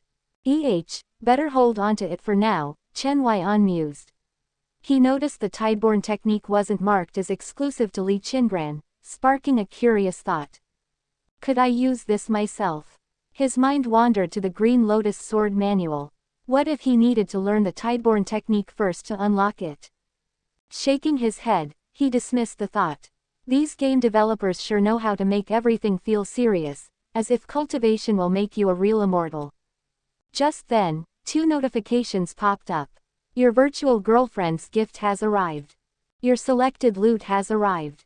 The first was the bracelet Li Qingran had made for him. The second was a choice of items dropped from Yifu Tian. A fragmented demonic cultivation manual, a low-grade magic sword, a damaged mid-grade spiritual weapon, and several spirit stones. He had selected the sword as his real-world loot. A knock came from his door. Startled, Chen Huaian hopped out of bed with his crutch and dashed to the door. He was determined to catch the mysterious early morning delivery person. But when he flung the door open, no one was there. Parkour master, he muttered, glancing at the stairwell. Looking down, he spotted 2 packages. One was a small box labeled, Qingran's gift, perfectly sized for the bracelet. The other was a long, heavy package, nearly 5 feet in length, with the bold words, Spoils of War, printed on it. Just as I thought, he muttered. Bending to pick up the long package, he was caught off guard by its weight. It thudded back to the floor, leaving a noticeable dent in the hotel's wooden flooring. Crap! Panicked, he grabbed a corner of the carpet to cover the damage. Only then did he lift the package carefully, a spark of excitement flickering in his eyes. What a sword! What a sword! He couldn't help but cackle. Now I have my own sword. Chapter 30, The Black Scale Sword. If only his streaming account had more followers, Chen Huaian thought wistfully. He could have made an unboxing livestream out of this moment. Grinning from ear to ear, he carried the 2 boxes into his room, locked the door, drew the curtains, and switched on the bedside lamp. Sitting cross-legged on the bed, he rubbed his hands together in excitement. Let's start with Qingran's adorable little gift. Using a nail clipper, he carefully snipped the tape and opened the box. His expression darkened immediately. Inside was a sealed bag containing a bracelet strung with beads. The material looked suspiciously like glass marbles. So lazy. Chen Huaian took out the bracelet, feeling its smooth, cool surface. As he breathed in, the air seemed to grow fresher, and the morning grogginess lifted from his mind. Sure, the material's mediocre, the craftsmanship is shoddy, and the engraved blessing looks so bad it makes me want to cry. He squinted at the crooked characters on the beads. Still, he slipped the bracelet onto his wrist with a smile. But knowing it's a gift from Li Qingran makes me feel energized already. He attributed the refreshing sensation to the power of love. Not far away, the black cat lying in the shoebox twitched its nose and cracked open an eye. Now for the main event. This time, Chen Huaian wasn't gentle. With a few rough tears, he revealed the contents of the large package, an ancient-looking longsword. The sword measured 1.5 meters in length and had a bronze hue, with black scale-like markings on the blade. The hilt bore intricate carvings in archaic script, which Chen Huaian assumed might be the blacksmith's name. A fitting name, Black Scale Sword. He held the sword up to the light. The lamp's glow reflected off the blade, revealing a cold gleam that seemed to belong to another era. It felt as though this sword didn't belong to his world but to Li Qingran's, the realm of the Cangyun Realm. This wasn't a mere decorative piece but a genuine flying sword from that world. Ah, I must be sleep-deprived, Chen Huaian muttered, shaking his head at his own fanciful thoughts. Still, he couldn't help but admire the game developer's attention to detail. Even the protective talisman he'd received previously, despite its fading ink, had seemed genuinely crafted by Li Qingran. The bracelet, with its faint fragrance, shared the same aura of authenticity. As for the sword, it was clearly the real deal, perfect as a wall decoration, and undeniably stylish. Is this thing sharp? Chen Huaian scratched his head, tempted to test it with his hand before pulling back instinctively. Instead, he picked up a stray black hair from the floor and gently let it fall onto the blade. Ring! A faint sword hum echoed, and the hair split cleanly in two, drifting to the ground. Holy shish! It's that sharp. This thing must count as a restricted weapon. How the heck did it get delivered? Panicking slightly, Chen Huaian quickly sheathed the sword. Spying a nail on the wall where a painting had once hung, he mounted the sword there. Surprisingly, the ancient weapon didn't clash with the rune's modern decor. It looked perfectly at home. Decision made. Black scale sword, you'll join me in the crematorium someday. Ha ha ha. Black scale sword. Black cat in the shoebox. What's with this weirdo? A flying sword. A real magic weapon. The black cat's wide eyes peered from the shoebox, fixated on the sword. It had been awakened by the spiritual energy radiating from the spirit stones used in the sword's creation. To its weakened body, even inhaling air infused with spiritual energy hastened its recovery. Gold needle techniques, ancestral dragon protection, now spirit stones and a magic weapon. The cat's thoughts raced in confusion. It couldn't comprehend how this strange human possessed so many treasures in an era where spiritual energy had supposedly vanished. When it awoke, the world seemed to have lost all remnants of cultivation. But this human, how did he have it all? Deciding to put aside these questions, the black cat resolved to recover its strength using the spiritual energy in the room. The ancestral dragon's protection posed a problem, but as long as it didn't harm the human, it wouldn't trigger the dragon's wrath. Preparing to feign a pitiful meow to attract Chen Huaian's attention, the cat realized he had already left the room. Where'd he go? Dragging its weakened body, the cat climbed onto the windowsill and saw Chen Huaian, still in his pajamas, running toward the hotel square with a drying pole in hand. In the square, Old Man Li had practiced Tai Chi under the same tree for 20 years. Among the elderly Tai Chi enthusiasts in the area, he was unmatched. Watch where you're going, he shouted at two kids crossing the street while playing mobile games. One of them flipped him off. Mind your own business, old man. You little. Shaking his head in disappointment, Old Man Li muttered, kids these days, no energy, no discipline. Always glued to their screens. Back in my day. He sighed, lamenting how modern technology, while advancing society, had stripped away much of its simplicity and charm. Ah, another heavy sigh. He approached his usual tree, only to find someone had beaten him there. A young man in pajamas was crouched awkwardly with a drying pole, sweating profusely as he maintained a bizarre posture. Though the man's form was rough, Old Man Li saw a spark of hope in the darkness, a vigorous young person, something he greatly admired. Hey, young man, you're doing it all wrong. Old Man Li said, walking over. Your stance is unstable. That's not how you do a horse stance. Chen Huaian, struggling to practice the Green Lotus sword manual, turned to see an elderly man behind him. Suddenly, a firm hand pressed down on his shoulder, forcing him lower. A foot nudged between his legs, correcting his balance. The adjustment sent sharp pain through his casted leg, but Chen Huaian wasn't angry. As the old man corrected him, Chen Huaian noticed with astonishment that his cultivation progress in the Green Lotus sword manual had skyrocketed from 2% to 13%. Subscribe to Chinese Novel Audiobook YouTube channel. Chapter 31. Please select a target. What a surprise. A huge surprise. Originally, Chen Huaian thought teaching Li Qingran the foundational moves of the Green Lotus Sword Manual was an unattainable dream. But now, with just a small correction from the old man, a glimmer of hope emerged. At the same time, Chen Huaian confirmed something important. The hacker team monitoring him through the camera, or at least an AI system, was tracking his every movement. Only by performing the moves perfectly would his training progress advance. This game was detailed to the extreme, down to the golden needles replicating authentic traditional Chinese medicine techniques.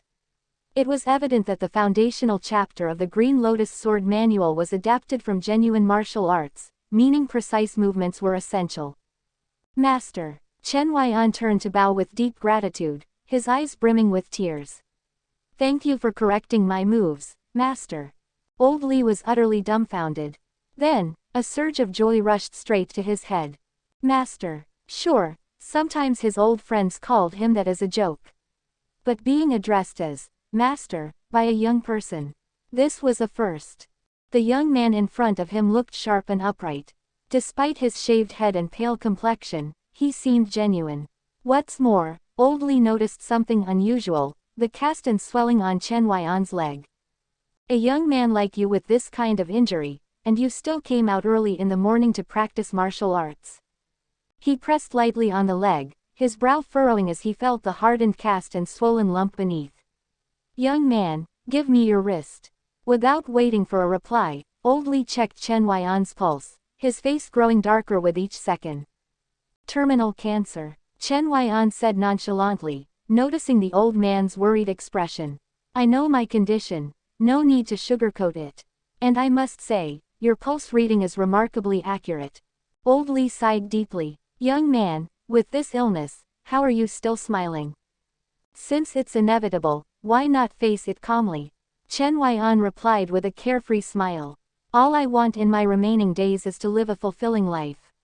Life's journey may be shorter for me, but at least I've experienced it fully. Old Li was silent for a moment, staring at this young man who had seemingly seen through life and death. It was a maturity that often came at great cost. Is there no chance of a cure? Almost none, Chen Huaian replied, shaking his head.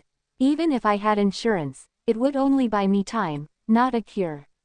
Honestly, I'd rather spend my days happy and carefree, doing things I never dared to before. Old Li, moved by Chen Huaian's resolve, said, well, since mindset is so crucial, why not keep practicing? Martial arts training has worked wonders for others in dire conditions. Chen Huaian chuckled but didn't refuse. After all, he was serious about mastering the Green Lotus Sword Manual. That morning, Chen Huaian's progress in the manual reached 80%. No matter how much he practiced, it wouldn't budge further. As Old Li explained, muscle fatigue had set in, making additional training counterproductive. On the way back to his hotel, Chen Huaian thought about how his stamina had improved significantly. Last night, I could barely manage half an hour before exhaustion.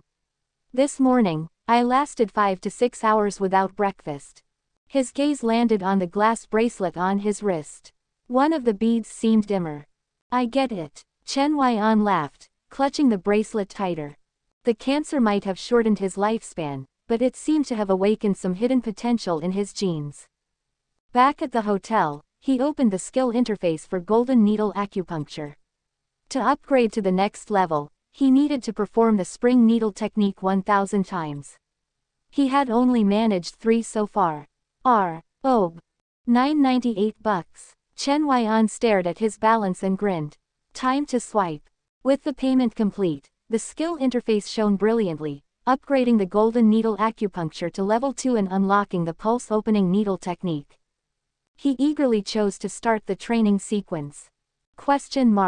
Warning. The pulse opening needle technique is highly dangerous. Insufficient proficiency may result in severe injury or disability. Proceed. Yes. Please select a target for the procedure. Chen Huaian hesitated. Li Qingran was out of the question. Maybe he could find a wild boar later. The screen suddenly switched to selfie mode, showing his own face. Target selected. Begin procedure. Chen Huaian. Chapter 32. Heart Demon Arises. Seriously. You're not even pretending anymore. Not even trying to hide it. I know you can hear me. From now on, stop controlling my phone, and stay out of my private life, or I'll sue you. Chen Huaian's voice was stern, his anger palpable. The pulse opening needle technique is highly dangerous. Using it on a suitable target will greatly improve proficiency. This session will grant 20% proficiency and reduce the chance of disability by 20%. The technique's powerful effects can help your virtual girlfriend train faster and stabilize a cultivator's foundation. Chen Huaian furrowed his brows as he read the game's prompts. He calmed down and his gaze instinctively fell to his right leg. Well, it's not entirely impossible, right? After all, his right leg was already messed up. What's the harm in messing it up a little more? Besides, this was just a game prop.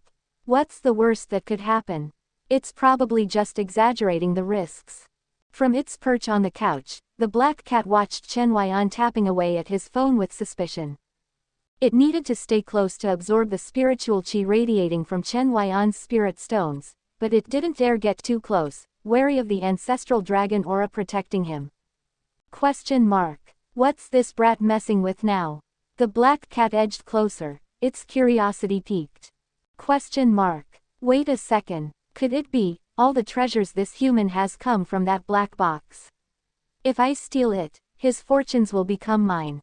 Its eyes gleamed with a dangerous glint. The cat crouched lower, one eye fixed on Chen Huaian's phone and the other watching his movements. Suddenly, Chen Huaian picked up the silver needles. The black cat's ears perked up, thinking it might finally be its turn to get some acupuncture.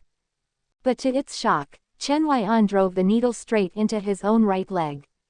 Meow! A piercing scream echoed through the hotel room, loud enough to rattle the windows. Thankfully, it was midday, otherwise, the neighbors would have come knocking. Holy sh*t, that hurts. Chen Huaian glanced at the spot where the needle had pierced his skin, now bruised purple. Then he noticed something unusual. The area he'd just jabbed had been completely numb before, but now he could feel pain, a clear sign the needle was working. Well, it's just a bit of pain. I'm not scared of that. He gritted his teeth and continued, driving in another 10 needles in quick succession. The black cat, seeing him absorbed in his self-mutilation, prepared to pounce on the phone. As the final needle went in, the black cat leapt forward with a loud meow. But just as it reached Chen Huaian's thigh, his injured leg jerked upward in a sudden, reflexive motion. The force was like lightning. Bam! The black cat was sent flying in a perfect arc, landing neatly back in its shoebox, which closed tightly on impact. Wow, it really hurts, but I can feel it again. Chen Huaian exclaimed, rubbing his leg in delight. The pulse-opening needle technique was designed to clear meridians and circulate blood and qi. His leg's numbness had been caused by a combination of fractures and tumor pressure. Whether by coincidence or design, the needle treatment seemed to be working. Wait, did I just hit something with my knee? He glanced around the room but saw nothing unusual. Shrugging it off, he returned to studying his leg. Meanwhile, in the Cangyun Realm, Li Qingran's cultivation speed was advancing at an astonishing rate. Last night, she had broken through to the 8th level of the Qi refinement stage. By this afternoon, she was nearing perfection in the stage, thanks to the unmatched quality of her supreme-grade Dantian. Her cultivation base had skyrocketed due to its enormous capacity for spiritual qi, despite her lack of a spiritual root. In the cultivation world, those with single-attribute spiritual roots were considered the most talented, with variant roots being even better. Meanwhile, 5-element and rootless cultivators were seen as the worst. For most rootless cultivators, their rapid cultivation speed was offset by low-quality qi and difficulties breaking through bottlenecks. Li Qingran had resigned herself to these limitations, until now. The supreme grade Dantian bestowed by my benefactor is incredible, Li Qingran thought as she observed her Dantian, brimming with purer and greater volumes of spiritual qi than she'd ever had. Her excitement grew as she prepared to break through to the foundation establishment stage.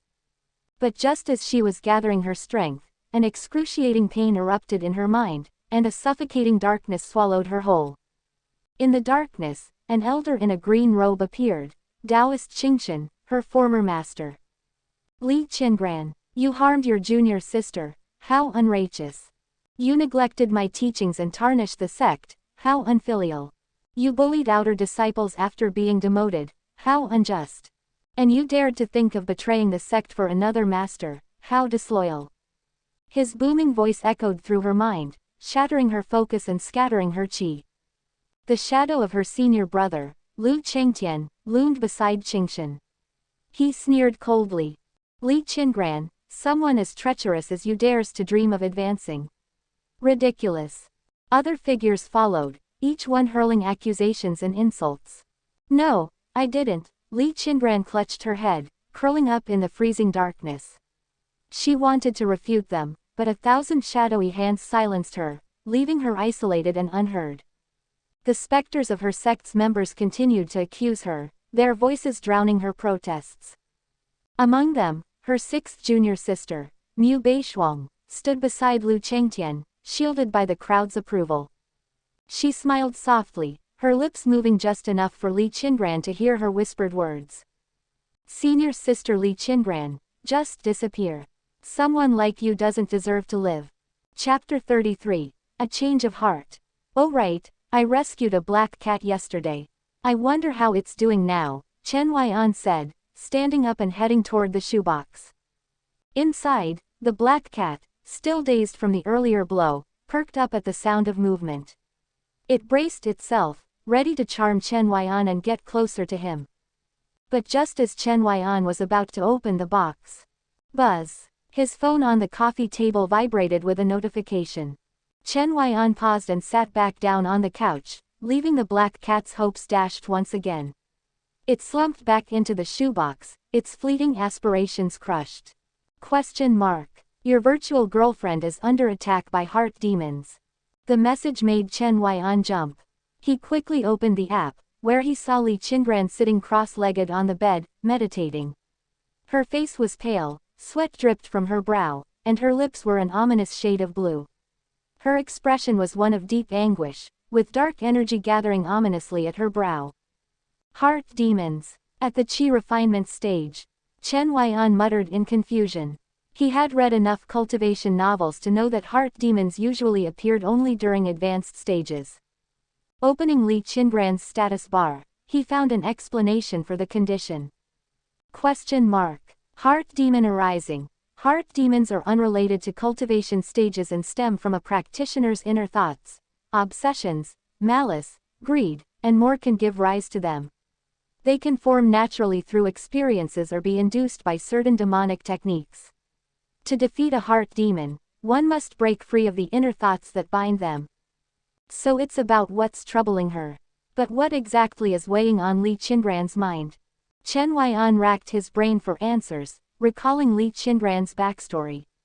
Besides the tragic death of her parents, the biggest source of pain in her life was undoubtedly the people of Qishao Peak and the Qingyan sect.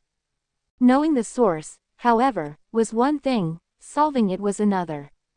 Still treating the situation as part of the game, Chen Huaian started tapping around the app, looking for a recharge option. But the game, as usual, refused to make things straightforward. Hidden pay-to-win features like this only appeared at specific moments in the story. God, this game is such a tease, Chen Huaian grumbled, frustrated by the developer's coyness. Whatever. When in doubt, use heavenly divination. Question mark. This divination will cost 100 yen and apply a lost fortune debuff for 24 hours. Proceed. Proceed. In the Cangyun Realm, the sudden divination caused a stir.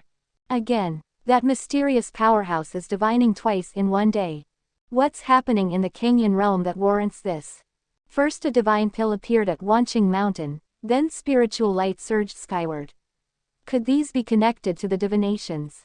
It seems Zhongzhou's secret realm is about to open. These are turbulent times indeed. Wanjian Pavilion. Sect Master Su Qinian stood atop the mountain, white robes billowing in the wind. His long, snowy hair whipped dramatically around him, and his narrowed eyes fixed on the direction of Wanqing Mountain. A picture of elegance and gravitas. R.N. At least, for a moment. The next second, his composure shattered. DMN that Qingyan sect. Why does Wanqing Mountain get all the benefits? Just wait, when Zhongzhou's secret realm opens, I'll make them pay.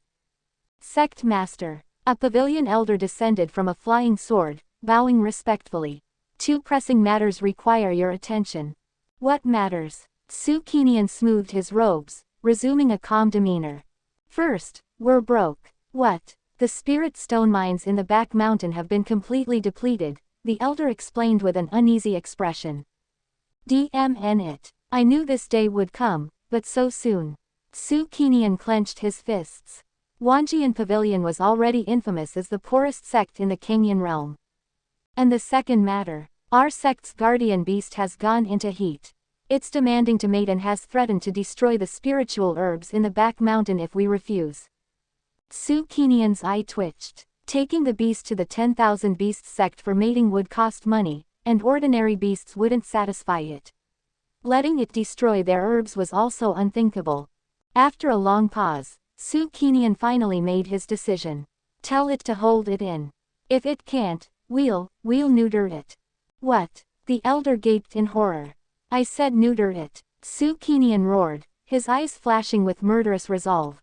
Tell that beast this sect has no money. If it doesn't behave, I'll personally take care of it. The elder left with a pained expression, while Su Qinian stared into the horizon, muttering darkly. He adjusted the sword at his waist, seemingly lost in thought. His hand reached into his storage pouch, where he felt the familiar texture of his black knight raid uniform.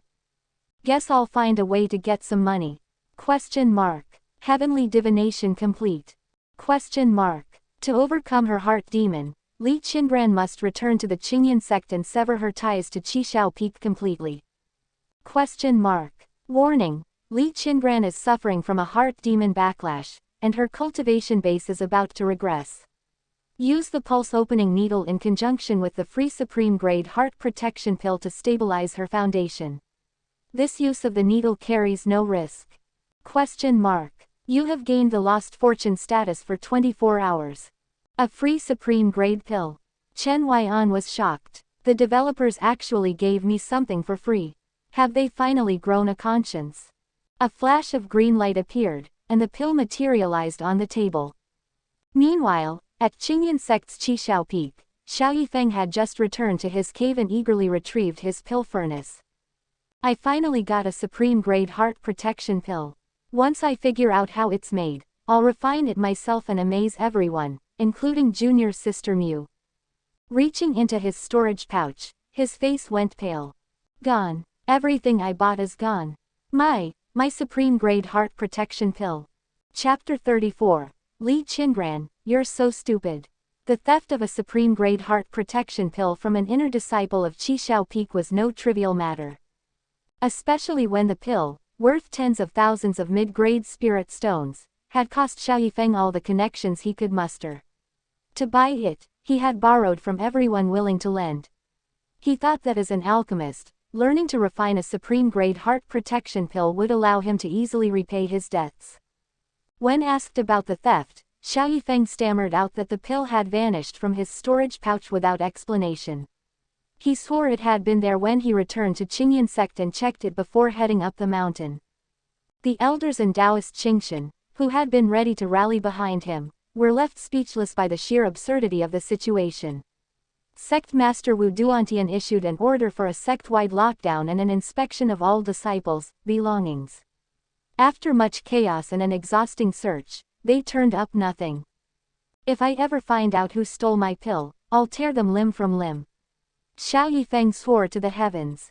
Meanwhile, on Earth, Chen Huaian had already fed the pill to Li Qingran. Achoo! He sneezed 3 times in rapid succession. Who the heck is talking about me? He refocused on his phone as a prompt popped up. Press the Qihai acupoint with your left hand and circulate energy. Slide your fingers toward the Guanyuan acupoint.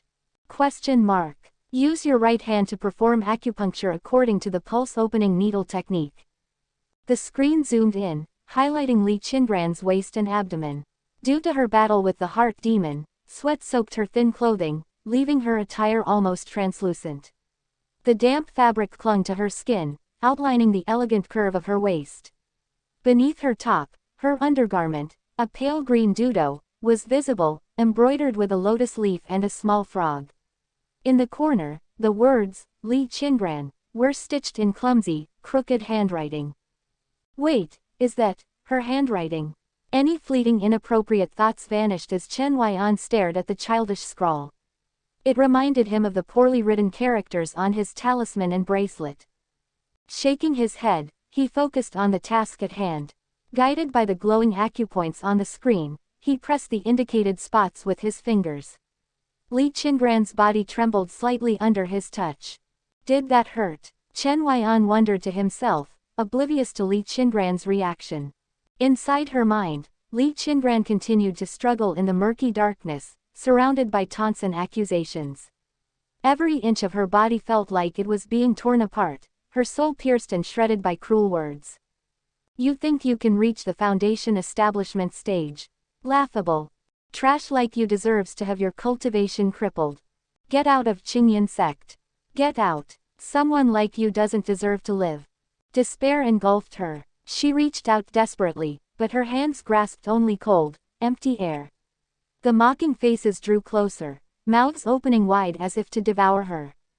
No, someone, save me. Suddenly, a clear sword cry rang out, slicing through the oppressive darkness like a stream of cool spring water. A beam of light pierced the void, dispersing the chaos. Li Qingran. A voice called her name, firm and steady. The faces froze in shock. One by one, they were severed by an invisible blade. Flames erupted from the clean cuts, consuming the twisted visages until they disintegrated into ash. Li Qingran. The voice grew closer. Through the smoke and debris, a figure emerged. A black-clad silhouette stood tall, a sword in hand.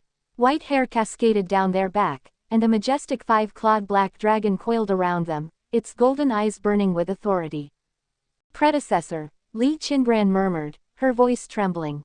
She felt a wave of calm wash over her, sweeping away the turmoil in her mind. The suffocating darkness receded, as if cowed by the figure's presence. Li Qingran opened her eyes, finding herself back in the small room. The terrifying illusions caused by the heart demon had vanished. Now drenched in sweat, her body ached from head to toe. Her abdomen and waist tingled with an unfamiliar sensation. Glancing down, her face turned crimson. Golden hands of pure spiritual chi were pressing her acupoints, massaging her waist and abdomen. One hand circulated energy, while the other performed acupuncture. The sensation was peculiar, tingling, ticklish, and almost unbearably intimate. Clenching her teeth, she fought the urge to gasp aloud. Li Qingran's face burned as she watched her soft flesh yield to the pressure of the glowing hands. Her fingers twisted the hem of her damp robe, turning her knuckles white. Her feet shuffled restlessly on the floor as she prayed for a hole to crawl into. He definitely saw the dodo. Why did I embroider a lotus leaf and a frog on it? He must think I'm so childish. Li Qingran, you're so stupid. So stupid. Her mind spiraled with embarrassment. The heart demon's torment felt trivial compared to her mortification. Even after Chen Huaian finished, she remained lost in her thoughts, replaying countless awkward scenarios in her head. Done. Chen Huaian sighed in relief. Her cultivation base is intact. The heart protection pill, combined with his acupuncture and techniques, had effectively stabilized her foundation establishment stage. Now, however, he had to tackle the root problem, her heart demon. According to the heavenly divination, she needed to return to Cangyun sect and sever her ties to Qishao Peak to fully overcome the issue. Chen Huaian frowned. If he had a choice, he wouldn't send her back to such a dangerous place. But the game left him no alternatives. Going back might be risky, he muttered. Just then, a knock at the door interrupted his thoughts. Knock, knock, knock. A cold voice followed from outside. Li Qingran, open the door. I know you're in there. Chapter 35, ending it once and for all. The visitor was Lu Chengtian. Li Qingran was absolutely certain. After spending 3 years on Qishao Peak, she was far too familiar with Lu Chengtian's voice. At the same time, she sensed a faint killing intent and a sweeping spiritual probe. Li Qingran, you've reached the peak of the qi refinement stage. How is that possible? Lu Chengtian's voice was filled with shock. Li Qingran's dantian had been crippled. In theory, she should have been unable to cultivate normally. Even if she forcefully attempted it, there was no way she could have reached the peak of qi refinement in such a short time. He needed to see for himself and reached out to push the door open. Question mark.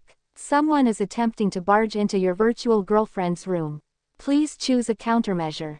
Unleash a palm strike and blast him away, teaching him the consequences of touching your virtual girlfriend. Suppress him with the might of a superior cultivator, forcing him to kneel and learn the meaning of respect. Let out a cold snort and shatter his eardrums with internal energy, scaring him into fleeing. Warning: this may cause him to suspect you are a demonic cultivator. Chen Huaian wasn't satisfied with the game's choices. The man outside was none other than one of Li Qingran's greatest obsessions, senior brother Lu Chengtian. He had arrived quickly, appearing as a neutral yellow dot on the map, which meant there was no immediate danger alert. Yellow dots could turn red or green at any moment, red for enemies, green for allies. I'll pay extra, can I just squash him? Chen Huaian's face darkened. If this were real life, casually taking a human life would trigger a moral dilemma. But this was just a game, he had no ethical concerns about killing Lu Chengtian.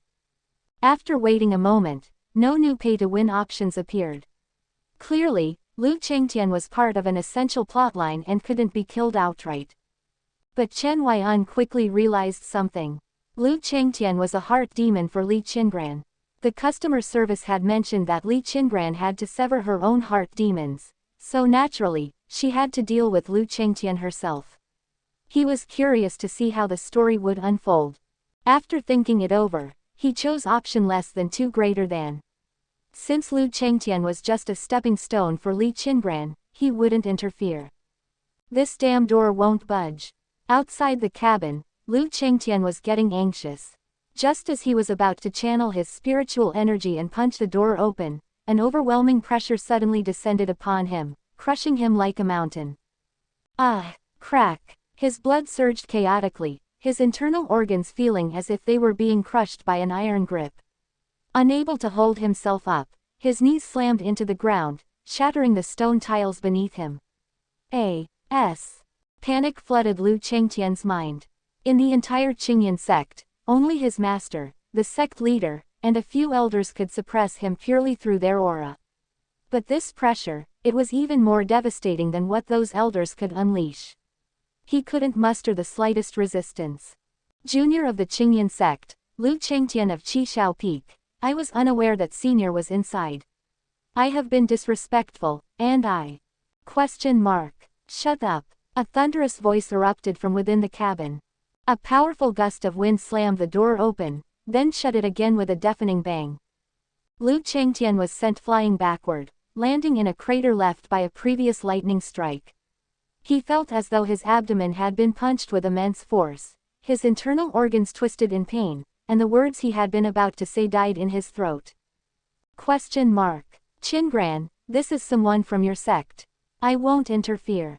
Yes, thank you, senior. Did Li Qingran just call that man, senior? Their relationship seemed close. Had this senior helped Li Qingran recover from her injuries? Was he also the one who killed Song Zhaozhao? Had Li Qingran defected to the demonic sects? But, that earlier pressure had been upright and balanced, with not a hint of demonic energy. This mysterious senior didn't seem like a demonic cultivator at all. Then how had Li Qingran ended up connected to such a powerful figure? Lu Chengtian's mind was in chaos when the cabin door opened. Li Qingran stepped out, now clad in fresh robes, her delicate face still tinged with a faint blush. Lu Chengtian, what do you want? Lu Chengtian looked up at his former junior sister. Not much time had passed, yet she had changed drastically. Her aura was now ice cold, completely devoid of the pitiful weakness she once showed when begging them for mercy. She was like an unsheathed sword, radiating a faint, deadly sharpness. She was no longer the same person. Faced with this version of Li Qingran, and knowing that the mysterious senior was inside, Li Qingran instinctively abandoned his authoritative demeanor. Clutching his chest, he stood up and spoke in a calm tone. Junior sister, I came to bring you back to Cangyun sect. Though you injured 6th junior sister during the sect tournament, your crime is not punishable by death. I didn't know that Dog Zhang Hanshao abandoned you here on Wanqing Mountain to die. If I had known, I would never have allowed it. Not punishable by death. Li Qingran let out a bitter laugh, her icy gaze locking onto Li Qingran. Not punishable by death, so you crippled my dantian. Not punishable by death, so you ripped out my spiritual root. What a joke. Li Qingran, you should know better than anyone what a dantian and a spiritual root mean to a cultivator. You didn't kill me outright, but you made me suffer a fate worse than death. Li Qingran frowned at her aggressive tone. In the past, if he had simply offered to bring her back, she would have been overwhelmed with gratitude. Now, she looked like she would rather die than comply. Since she could still cultivate, her dantian must have only been damaged, not completely destroyed. With the help of that mysterious senior, and some elixirs for stabilization, she had recovered. Li Qingran pressed his lips together. Junior sister, crippling your dantian was wrong, but you're still able to cultivate, aren't you? Master and I can help you restore it further. As for your spiritual root, we can find another one for you. My spiritual root. Li Qingran's voice trembled, her eyes filling with cold fury. Your spiritual root. Li Qingran hesitated before finally forcing himself to speak. You know that little junior sister has always been frail, with a weak foundation. So, we transplanted your water spiritual root to her. But don't worry, junior sister, I promise, I'll find you another single attribute spiritual root, even if I have to spend everything I have at an auction. Li Qingran lowered her head, her long bangs casting a shadow over her face. Her hands clenched into fists, then relaxed, then clenched again. No one knew what she was thinking. 2 teardrops rolled down her cheeks and fell to the ground with soft plops. Outside the game, Chen Huaian, having witnessed the entire conversation, was both furious and amused. The people of Qishao Peak were truly something else. They had ripped out Li Qingran's spiritual root and given it to some pathetic excuse of a junior sister. Were they insane? Even after suffering such cruelty, Li Qingran still held lingering feelings for Cangyun sect and Qishao Peak. She was someone who cherished old bonds, remembering Taoist Qingshan's teachings and the kindness of her senior brothers. But now, as her tears fell, those old sentiments were finally crumbling away. Li Qingran, I will return to Cangyun sect. Li Qingran lifted her head. Her tear-streaked eyes were devoid of emotion, only an icy void remained. Under that gaze, Li Qingran felt no joy, only a bone-chilling dread. Then, he heard Li Qingran's cold, deliberate words. I will return tomorrow, only to sever my past once and for all. Subscribe to Chinese Novel Audiobook YouTube channel. Chapter 36. Variety Show. Senior, I have made my own decision. I wish to return to Cangyun sect tomorrow. After Li Qingran left, Li Qingran returned to the cabin, knelt down before the ceiling, and remained in that position without rising. I am not a foolish, stubborn child, nor am I holding on to any misplaced gratitude toward Cangyun sect or Qishao Peak. But they have become obstacles on my path of cultivation. I must personally sever them to continue forward and live up to your expectations. Her head was lowered, and her tone was sincere. She knew Cangyun sect was a den of dragons and tigers, yet she had to enter. She also understood that, from her senior's perspective, he likely wouldn't want her to return. He might even become suspicious of her motives. She had already received too much kindness. If she went back to Cangyun sect now, wouldn't she be an ungrateful wretch? So, she waited for his decision. If he permitted her to return, she would go. If not, she would stay. Chen Huaian thought for a moment, then pressed the communication talisman and said, It's fine. Only the one who ties the knot can untie it. Since this all began at Qishao Peak, it should end there. You handle it yourself, I believe in you. Inside the cabin, Li Qingran waited a while before a voice as ethereal as drifting clouds finally echoed in her ears. When joy peaks, sorrow follows.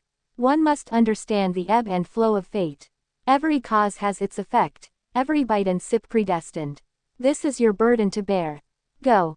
Li Qingran carefully pondered Chen Huaian's words, her heart trembling. Then, she bowed deeply once more. The hesitation in her gaze disappeared, replaced by unwavering determination. Junior Li Qingran thanks Senior for his guidance. Before you leave, I bestow upon you a gift. Whoosh. A flying sword appeared on the table, its sheath pure white like moonlight, its tassel crimson like flowing blood. This sword is called Su Xian. It is a top-grade magical flying sword. I noticed that your previous sword was broken, take this as your protection. Li Qingran held Su Xian's sword in her hands, a deep warmth surging in her heart, touching her beyond words. She wiped away the tears in the corners of her eyes, embraced the sword, and bowed respectfully. I will not disappoint you, Senior. Hello, is this Mr. Chen? I am. We have a variety show and would like to invite you to participate. Would you be interested? What kind of scam call is this? Chen Huaian frowned and hung up immediately. He was already troubled about how to help Li Qingran survive tomorrow's ordeal. He was nearly out of money, and this damn game was sure to find a way to force him to spend more. He had no time to waste on scam calls. In the past, he might have spent an hour lecturing these scammers about life and philosophy. The phone rang again. Chen Huaian looked at the caller ID and smirked coldly before answering. Fine, you refuse to drink the toast and insist on drinking the penalty cup. Today, as Immortal Chen, he had intended to lay down his blade and spare some souls. But since these scammers were practically throwing themselves onto the blade, he might as well have some fun. Mr. Chen, please don't hang up. We're not a scam. We're from an outdoor variety show called Adventure with Celebrities. We saw your vlog about your challenge on Mount Highs, and our director is very interested in you. We'd like to officially invite you to join our show. We have quite a few popular young actors and idols participating, and our ratings on Mango TV are excellent. If you join, it'll be a great promotion for your livestream account, you'll gain a huge fan base. It's a win-win. Chen Huaian narrowed his eyes, sensing that this was no simple matter. He immediately turned on his hotel computer, searched online, and found that the show did indeed exist, and it was actually quite popular. The show's basic format involved taking a group of young celebrities and putting them through extreme outdoor challenges, hiking, diving, bungee jumping, wilderness survival, and more. It was perfect for crafting an adventurous, brave public image for the stars. Of course, it also exposed the ones who were pampered and spoiled. But why were they inviting him? He wasn't a celebrity. Still puzzled, he opened his livestream account, only to be completely dumbfounded. The vlog he had casually edited had over 100 million views, more than 7 million likes, and an overwhelming number of comments and private messages. The sheer volume had even caused his backend to lag. Holy sh*t. I went viral. Chen Huaian gawked at his follower count, which had surged to 270,000. This was the power of the internet. He couldn't help but sigh. Fate was fickle. No wonder so many college graduates nowadays wanted to become influencers. After all, working a regular job for some boss was a dead end. Becoming an online personality, however, at least had a sliver of hope. The key was that self-media covered a wide range of interests. You could do what you loved. If it made money, great. If not, life still wouldn't feel meaningless. His vlog was trending alongside another hot topic, the mirage of the ritual ascension at Mount Highs. Experts had already provided an explanation. A film crew in Shanghai had been shooting a historical drama, and atmospheric optical phenomena had projected their scene onto the summit of Mount Highs. To prove this, they even presented a drama crew supposedly filming the ritual ascension of Mount Highs. Chen Huaian took one look and instantly knew they had cobbled this crew together at the last minute.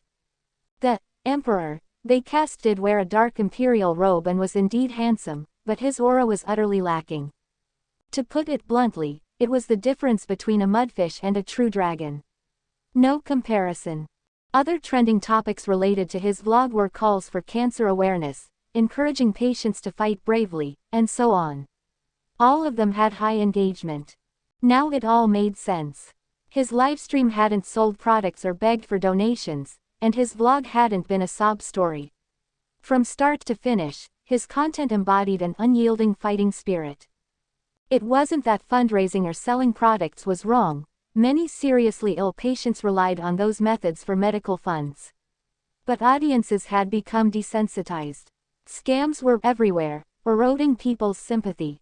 In contrast, his livestream and vlog were a breath of fresh air. They crushed everything else in the same category. With a little push from the platform, he had exploded in popularity. His content had only been out for 3 days. There was still massive potential for growth. That variety show was clearly trying to ride the wave. Win-win. More like they were trying to milk him for free exposure. Damn capitalists, rotten to the core. I'm not interested in joining any variety show, Chen Huaian rejected flatly. I just want to peacefully live out the rest of my days. The person on the other end of the line chuckled, seemingly expecting this response. Mr. Chen, who wouldn't want a chance at treatment? If you agree to participate, we'll pay you 500,000 yuan in appearance fees. How much? Chen Huaian's eyes instantly turned into 2 golden coins. 500,000 yuan. It's a buyout fee for this season. We film 3 episodes per season. Whether you appear in later episodes or not, once you sign the contract, the money will be transferred to you immediately. Chen Huaian forced himself to calm down. 500,000. That was the appearance fee for some 2nd or 3rd tier celebrities. The producers were clearly serious about capitalizing on his viral fame. After all, many rookie actors had to pay to get onto variety shows. Getting an actual fee was rare. So, Mr. Chen, what do you think? Chen Huaian had always believed in win-win situations. A broad smile spread across his face. Sounds great. So, what's the theme of this episode? Chapter 37. Returning to Cangyun sect. The doctor's words were clear. In plain terms, kid, you don't have many days left. Hurry up and spend all your money before you die and someone else benefits from it. Chen Huaian had no choice but to return to his hotel. It was already past 9 in the evening. Sigh. Making money is useless if this disease can't be cured, he muttered, opening the game. He saw that Li Qingran had finished her meditation and was now sitting by the window, staring at the moonlit night in a daze. The girl was probably worried about tomorrow. But she really had nothing to worry about. Because at this moment, his bank account held 500,000 yuan. For this game, 500,000 was already a massive fortune. It was enough to do all sorts of things. An immortal-grade primordial heaven-mending pill only cost 100,000 yuan, and 500,000 might even be enough to buy the life of a nascent soul cultivator. If only I could spend money to buy myself a new life too, Chen Huaian sighed. Unfortunately, his life wasn't a game, and there was no one outside this game offering him any heaven-defying artifact to change his fate. Tomorrow, Li Qingran would return to Cangyun sect. And he would be heading to Tianmen Mountain to record the variety show. In the end, changing fate is still up to me. At least now, I have 500,000 yuan, money that allows me to do things I never dared to dream of before. In some way, isn't this also a form of rewriting destiny? Lying on the bed, staring at the ceiling, Chen Huaian spoke to himself. His anxiety quickly faded. Things couldn't possibly get worse than they already were. From now on, every step forward would be a blessing. Sigh, nothing to do for now, might as well give that black cat some acupuncture. He suddenly remembered that there was still a living creature in this room. He reached into a shoebox and pulled out the black cat. The cat had been sleeping. When Chen Huaian placed it on the sofa, its eyes were still dazed. But soon, it reacted, letting out a pitiful meow, before limping 2 steps forward, then turning back to meow at him again. Oh, s. Could Chen Huaian resist that? Staring at the cat's limp leg, he stroked his chin in thought. What acupuncture method should I use? The pulse-opening needle technique worked well last time, though it might have some risks. But hey, the cat's already limping, what's the worst that could happen? And besides, my luck can't be that bad. The black cat stared at Chen Huaian, deep in thought as well. Question mark. Haha, this king is adorable, right? Hurry and treat this king's injuries. Once I recover, I'll have a better chance at stealing your treasures, ha ha ha. Alright, pulse-opening needle it is. Let's see if this gamble pays off. Chen Huaian pulled out his silver needles and began his acupuncture treatment on the black cat. Half an hour later, the black cat stared at its now completely paralyzed right leg, lost in deep contemplation. Question mark. Hiss. No, this isn't right. Question mark. Could it be, this brat doesn't actually know acupuncture? But my leg was fine before this. It had only pretended to be injured. Now, it was actually crippled. A shadow loomed over its vision, Chen Huaian's expressionless face. You and I were destined to meet, Chen Huaian intoned solemnly, masking his guilt. He could tell that the black cat's right leg was now entirely numb, completely stiff like a wooden club. Since fate has brought us together, I shall take responsibility for you. From now on, your name shall be Baji. In the human world, naming a pet means accepting it as one's own. From today on, you'll grow up strong and healthy under my care. Whatever I eat, you'll eat, no picky eating allowed. While babbling on, Chen Huaian stuffed the utterly bewildered Baji back into the shoebox and closed the lid. What would a little cat understand anyway? Once he fully grasped the pulse-opening needle, he'd fix its leg. Then, he grabbed his crutch and hobbled downstairs to buy steamed buns. Now that he had money, he wouldn't just buy steamed buns, he'd get a chicken drumstick too. Bang! The door shut behind him. On the table, the shoebox suddenly shook violently. Question mark. Ah, my leg. Question mark. Damn human brat, just you wait. If this king gets the chance, I'll make you pay. At midnight, Chen Huaian had fallen asleep, his phone still running the virtual girlfriend game. As the clock struck 12, a system notification popped up. Question mark. Remaining lifespan, 72 days. Did you hear? Li Qingran is coming back to the sect. Li Qingran. Who's that? The one who injured Qi Xiaopeek's little junior sister. They say it was intentional. Pretty serious offense. How does she even dare return? Does it even matter if it was intentional? Injuries happen in sect tournaments all the time. Is Qi Xiaopeek really that dramatic? Shish, stop talking, she's here. All eyes turned toward the entrance of Cangyun sect. At some point, a slender figure had appeared there. She wore a blue and white Taoist robe, her long black hair tied at the back with a white ribbon. In her right hand, she carried a pale moon-colored flying sword. As the morning breeze swept past, 2 strands of hair lifted slightly over her forehead, her robe and sword tassel fluttering gently. Her pace wasn't particularly fast, yet in just a few moments, she had reached the sect's main plaza. That's Li Qingran. People keep saying Mu Beishuang is the most beautiful girl in the sect, that Li Qingran was just jealous of her taking her place in Qi Xiaopeek, but looking at her now, Li Qingran is way more beautiful than Mu Beishuang. Hey, Li Qingran was always prettier than Mu Beishuang. When she got expelled from the sect, I actually thought it was a shame. Li Qingran stood in the center of the plaza, meeting the stares around her.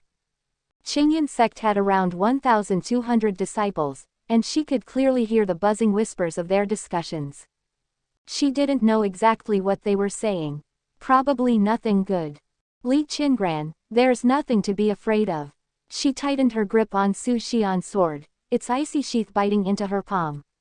Forged from millennia-old black iron, the blade emitted a faint, frost-like chill even through the scabbard, merging with the morning mist. But she didn't feel cold. On the contrary, her heart was growing steadier. She wasn't standing here alone. She wasn't without support. Even though she couldn't see her senior's figure, she could feel his gentle gaze watching over her.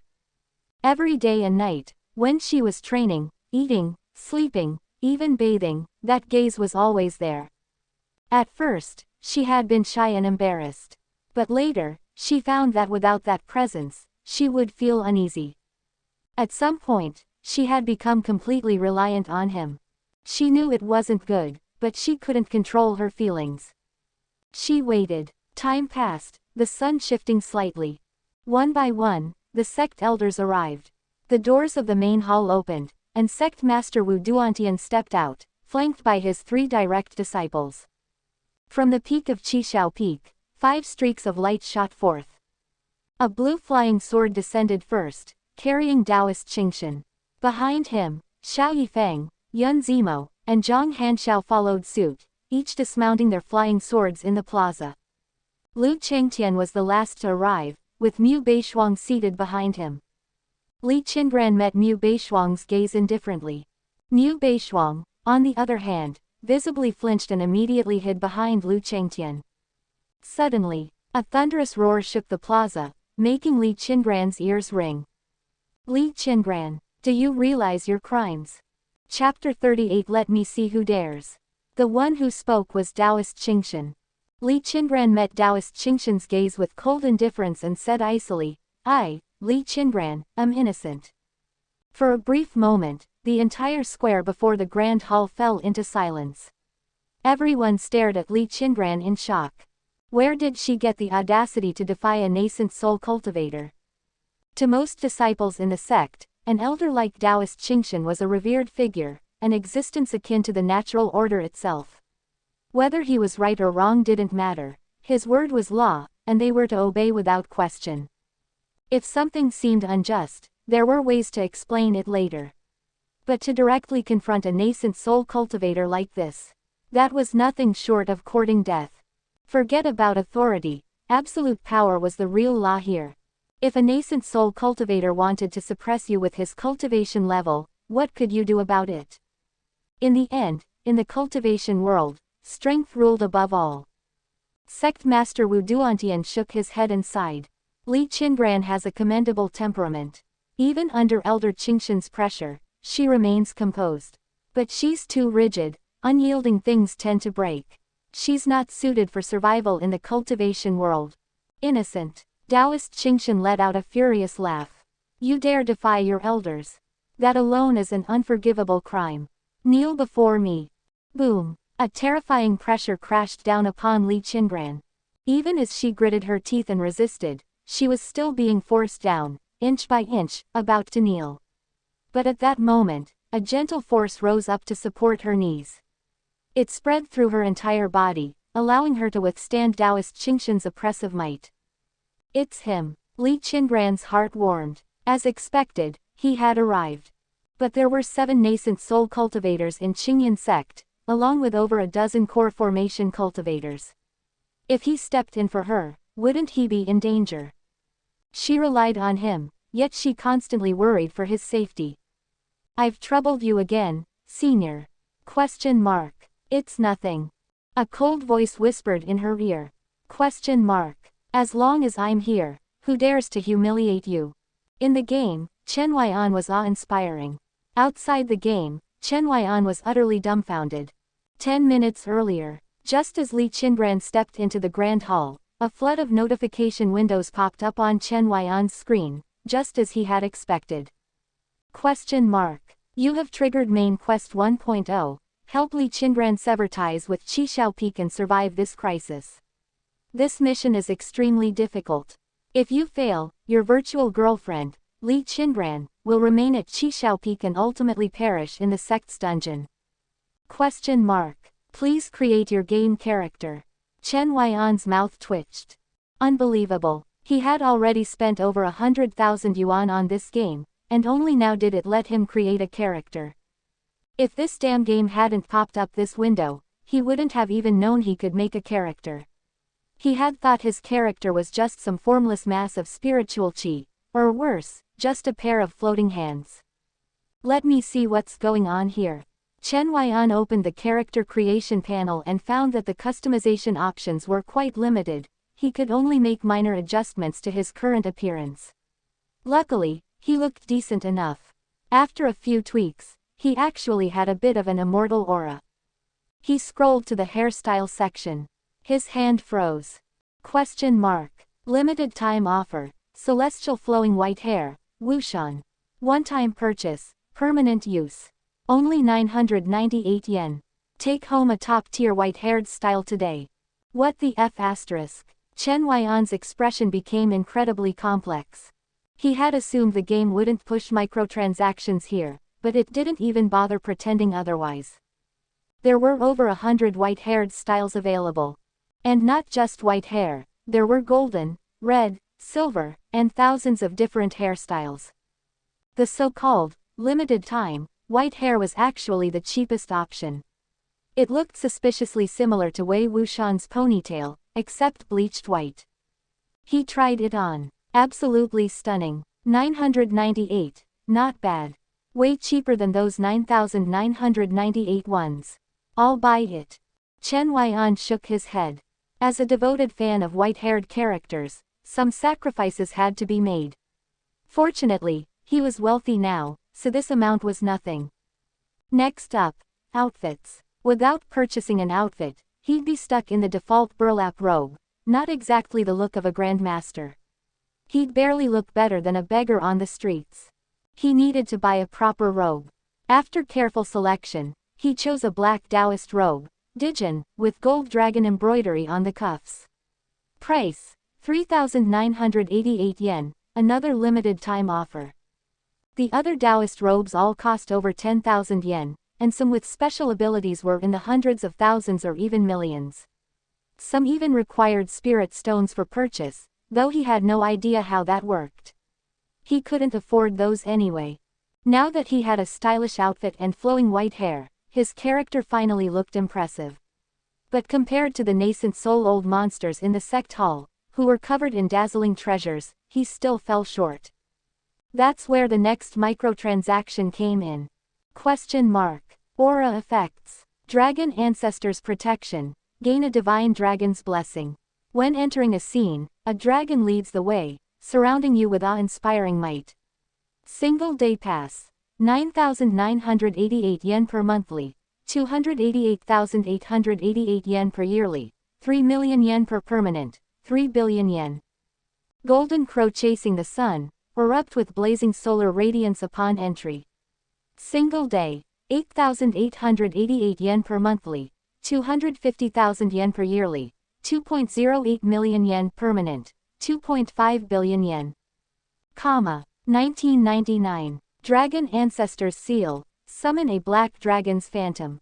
Today's special price. 99 yen and 80 sen. Original price.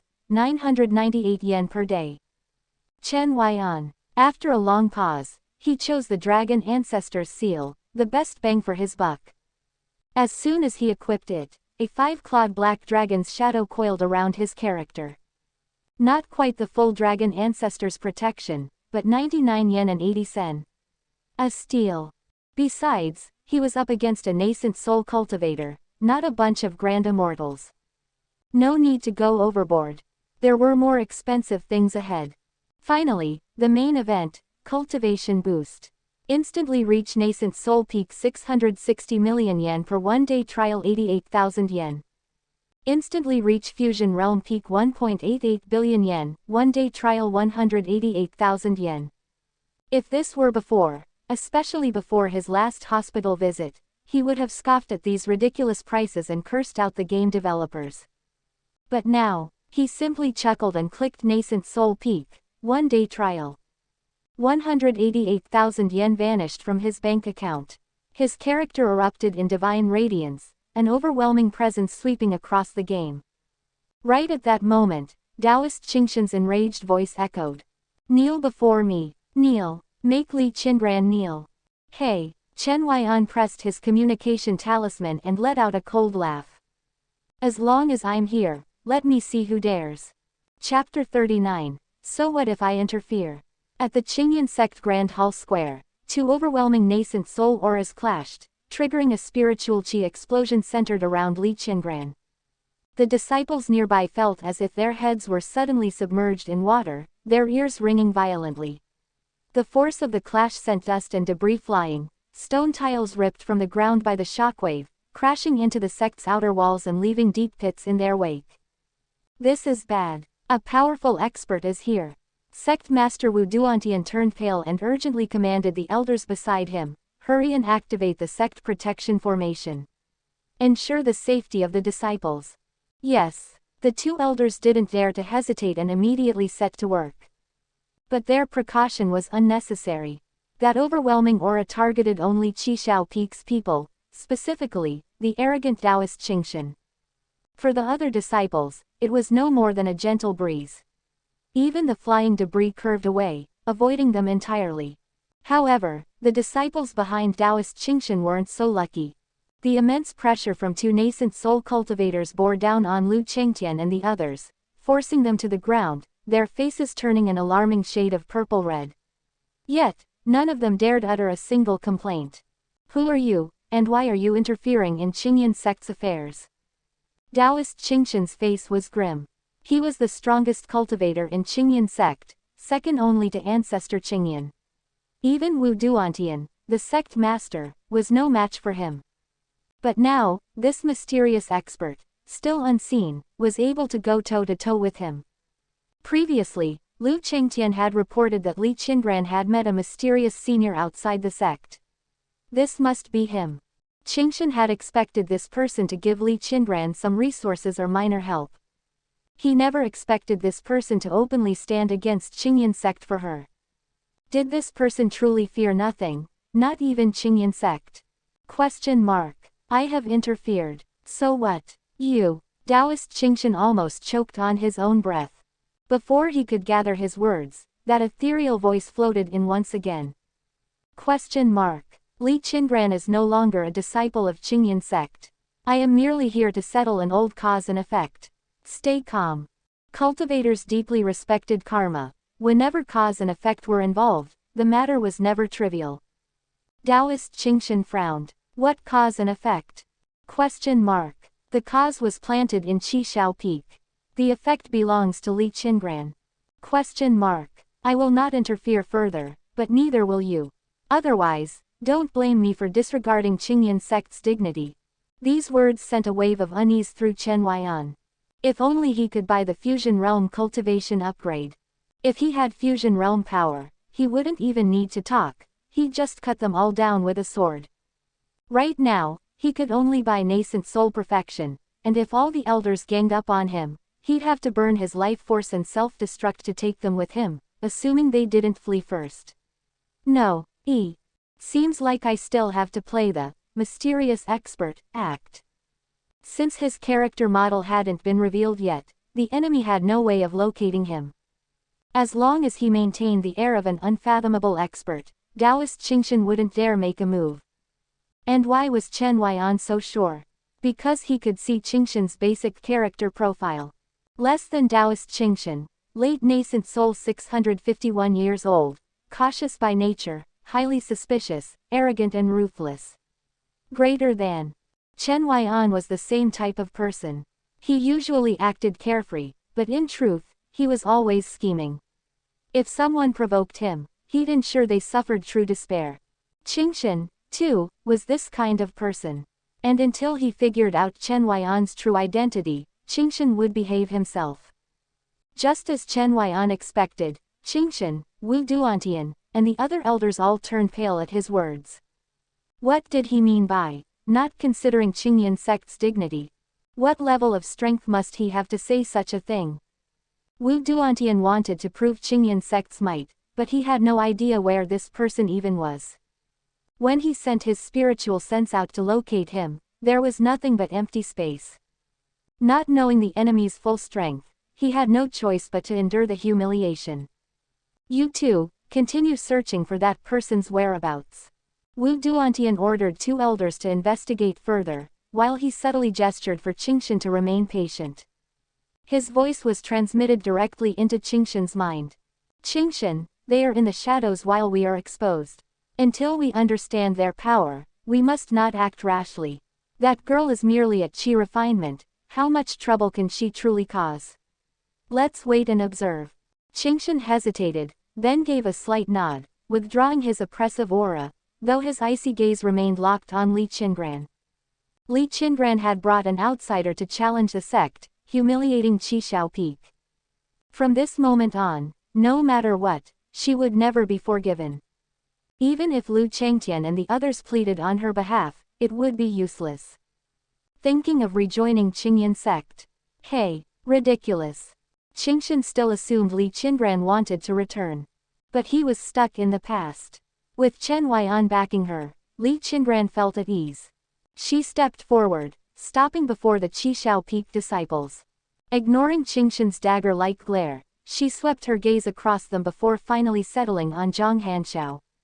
She clasped her hands together in a polite bow. "Fourth senior brother, I trust you've been well." Well, Li Qingran. Zhang Hanxiao crossed his arms, smirking. "No wonder you came back so confidently, you found someone to back you up."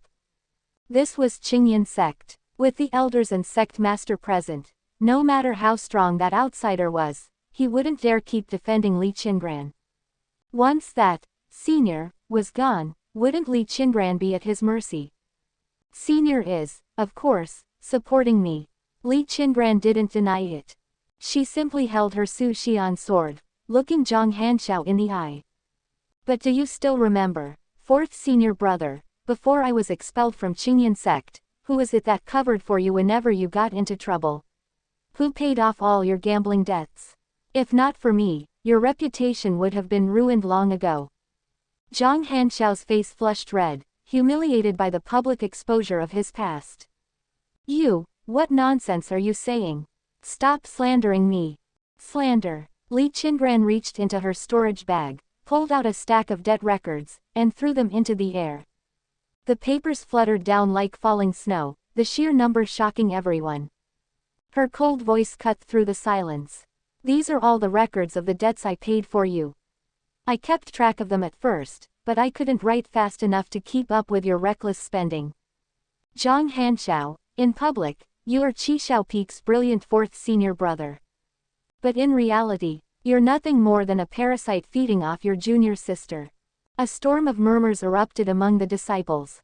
And before Zhang Hanxiao could react, Li Qingran's sword was already at the ready.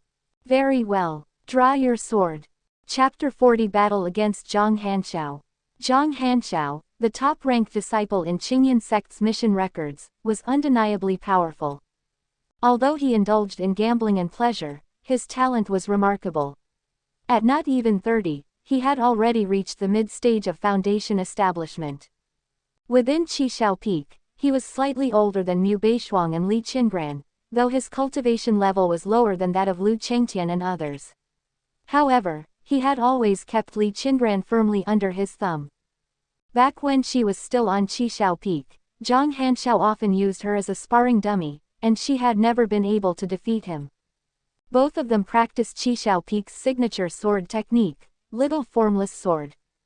Zhang Hanxiao had mastered the technique, while Li Qingran, having joined Qi Xiao Peak later and being neglected by Taoist Qingshan, had barely reached the entry-level stage after 3 years. Facing Zhang Hanxiao, whose swordsmanship, inner strength, and cultivation level were all superior, it was impossible for Li Qingran to feel no pressure. Yet, she held her Su Xian sword firmly. "Li Qingran, I heard from senior brother that you managed to cultivate to Qi refinement perfection despite your shattered Dantian. Impressive perseverance. If only you had worked this hard back when you were on Qi Xiao Peak. But back then, you wasted your days fooling around. Now that you finally want to improve, it's too late." Zhang Hanxiao instinctively reached for his flying sword, only to grasp at empty air. Only then did he remember, he had already gifted his preferred sword to Mu Beishuang. Now, he was left with nothing but a low-grade artifact sword, a dull, worn blade he usually used for chopping vegetables. He pressed his lips together but still pulled it out. Against Li Qingran, even this broken sword would be enough. "Li Qingran, I'm at mid-stage foundation establishment. If I fight you at full power, it wouldn't be fair. So, I'll suppress my cultivation to Qi refinement perfection, just like you." Zhang Hanxiao pointed his sword at Li Qingran, tilting his chin arrogantly. Not far away, Taoist Qingran twitched slightly, his face darkening further. This idiot. Even if Zhang Hanshao suppressed his cultivation, Li Qingran still had no spiritual root due to her shattered dantian. If he wanted to make it look fair, he should have suppressed his cultivation to mid-stage qi refinement at most. How the hell did he end up recruiting such an embarrassing fool into Qishao Peak? Sect Master Wu Duantian understood Taoist Qingran well. This elder cared deeply about his reputation. Seeing Taoist Qingran's face turning black as coal, Wu Duantian figured that once today's ordeal was over, Zhang Hanshao would likely be sent to reflect in the Cliff of Penitence for 6 months. R.N.E. However, Li Qingran did not respond to Zhang Hanshao's taunts. Instead, she drew her sword, a flash of cold lightning as she charged straight at him. Junior sister, your first stance, frightening the branches, is still lacking. Zhang Hanshao laughed, leaping into the air as his sword slashed downward. 3 illusory sword shadows converged toward Li Qingran, one of Little Formless Sword's deadliest moves, solitary Goose shadow. In the past, Li Qingran had lost to this very attack countless times. But today, it no longer felt so difficult to deal with. Even though Zhang Hanshao had suppressed his cultivation, his mastery of the sword technique remained lethal. Yet, in Li Qingran's eyes, his movements seemed slower than before. Why? Is it because of my supreme grade dantian? The moment the thought surfaced, she was certain of it. A supreme grade dantian was incredibly rare, even in ancient times, it was highly coveted. There was no way it wouldn't have special abilities. Her thoughts flashed by in an instant. She locked onto Zhang Hanshao's real body amidst the sword shadows. Clang! Their swords clashed. Zhang Hanshao's smug expression froze. He had aimed straight for Li Qingran's weakness, attacking with an unstoppable killing move. But it missed. On the ground, a broken blade lay motionless. He lowered his gaze. His own sword had been severed in half. A low-grade artifact sword was destroyed in a single strike. Zhang Hanshao looked at Li Qingran in disbelief. She stood a few steps away, sword in hand, a faint frosty mist curling around the blade. The sword's jet-black body gleamed under the light. Its pure white hilt contrasted starkly against the red tassel swaying in the wind. That wasn't her original sword. That sword is no ordinary weapon. Wu Duantian squinted slightly. If I'm not mistaken, that sword is at least a top-tier artifact. The chilling aura running down its blade suggests it's one of the finest even among top-tier artifacts. With further nurturing, it could easily develop a sword spirit, elevating it to the level of a true spiritual weapon. Taoist Qingran's expression darkened as his fingers tensed on his sword hilt, his teeth grinding audibly. He wanted nothing more than to cut Zhang Hanshao down himself. Earlier, he had felt embarrassed when Zhang Hanshao used his full cultivation level against a qi refinement cultivator. Now, he felt even more humiliated watching Zhang Hanshao's sword shatter in one strike.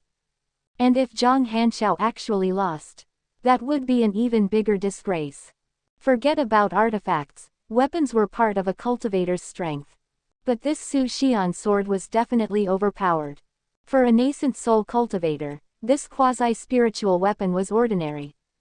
But for a qi refinement or foundation establishment cultivator, it was a priceless treasure. Who was this mysterious benefactor? What was his connection to Li Qingran? Why would he go to such lengths to help her? Or was it that, to him, a mere top-tier artifact sword was nothing worth caring about? While Taoist Qingran's thoughts were in turmoil, the battle on the Grand Square had already shifted dramatically. With his weapon destroyed, Zhang Hanshao didn't dare to clash directly with Li Qingran. With a longer reach, her flying sword made up for her weaknesses in technique. Zhang Hanshao tried to drag out the fight, hoping to exhaust Li Qingran's spiritual qi. But as time passed, he was the one running out of energy. Impossible. Before, she would have long since exhausted her spiritual qi. Seeing Li Qingran fighting fiercely without any signs of fatigue, Zhang Hanshao's mind wavered.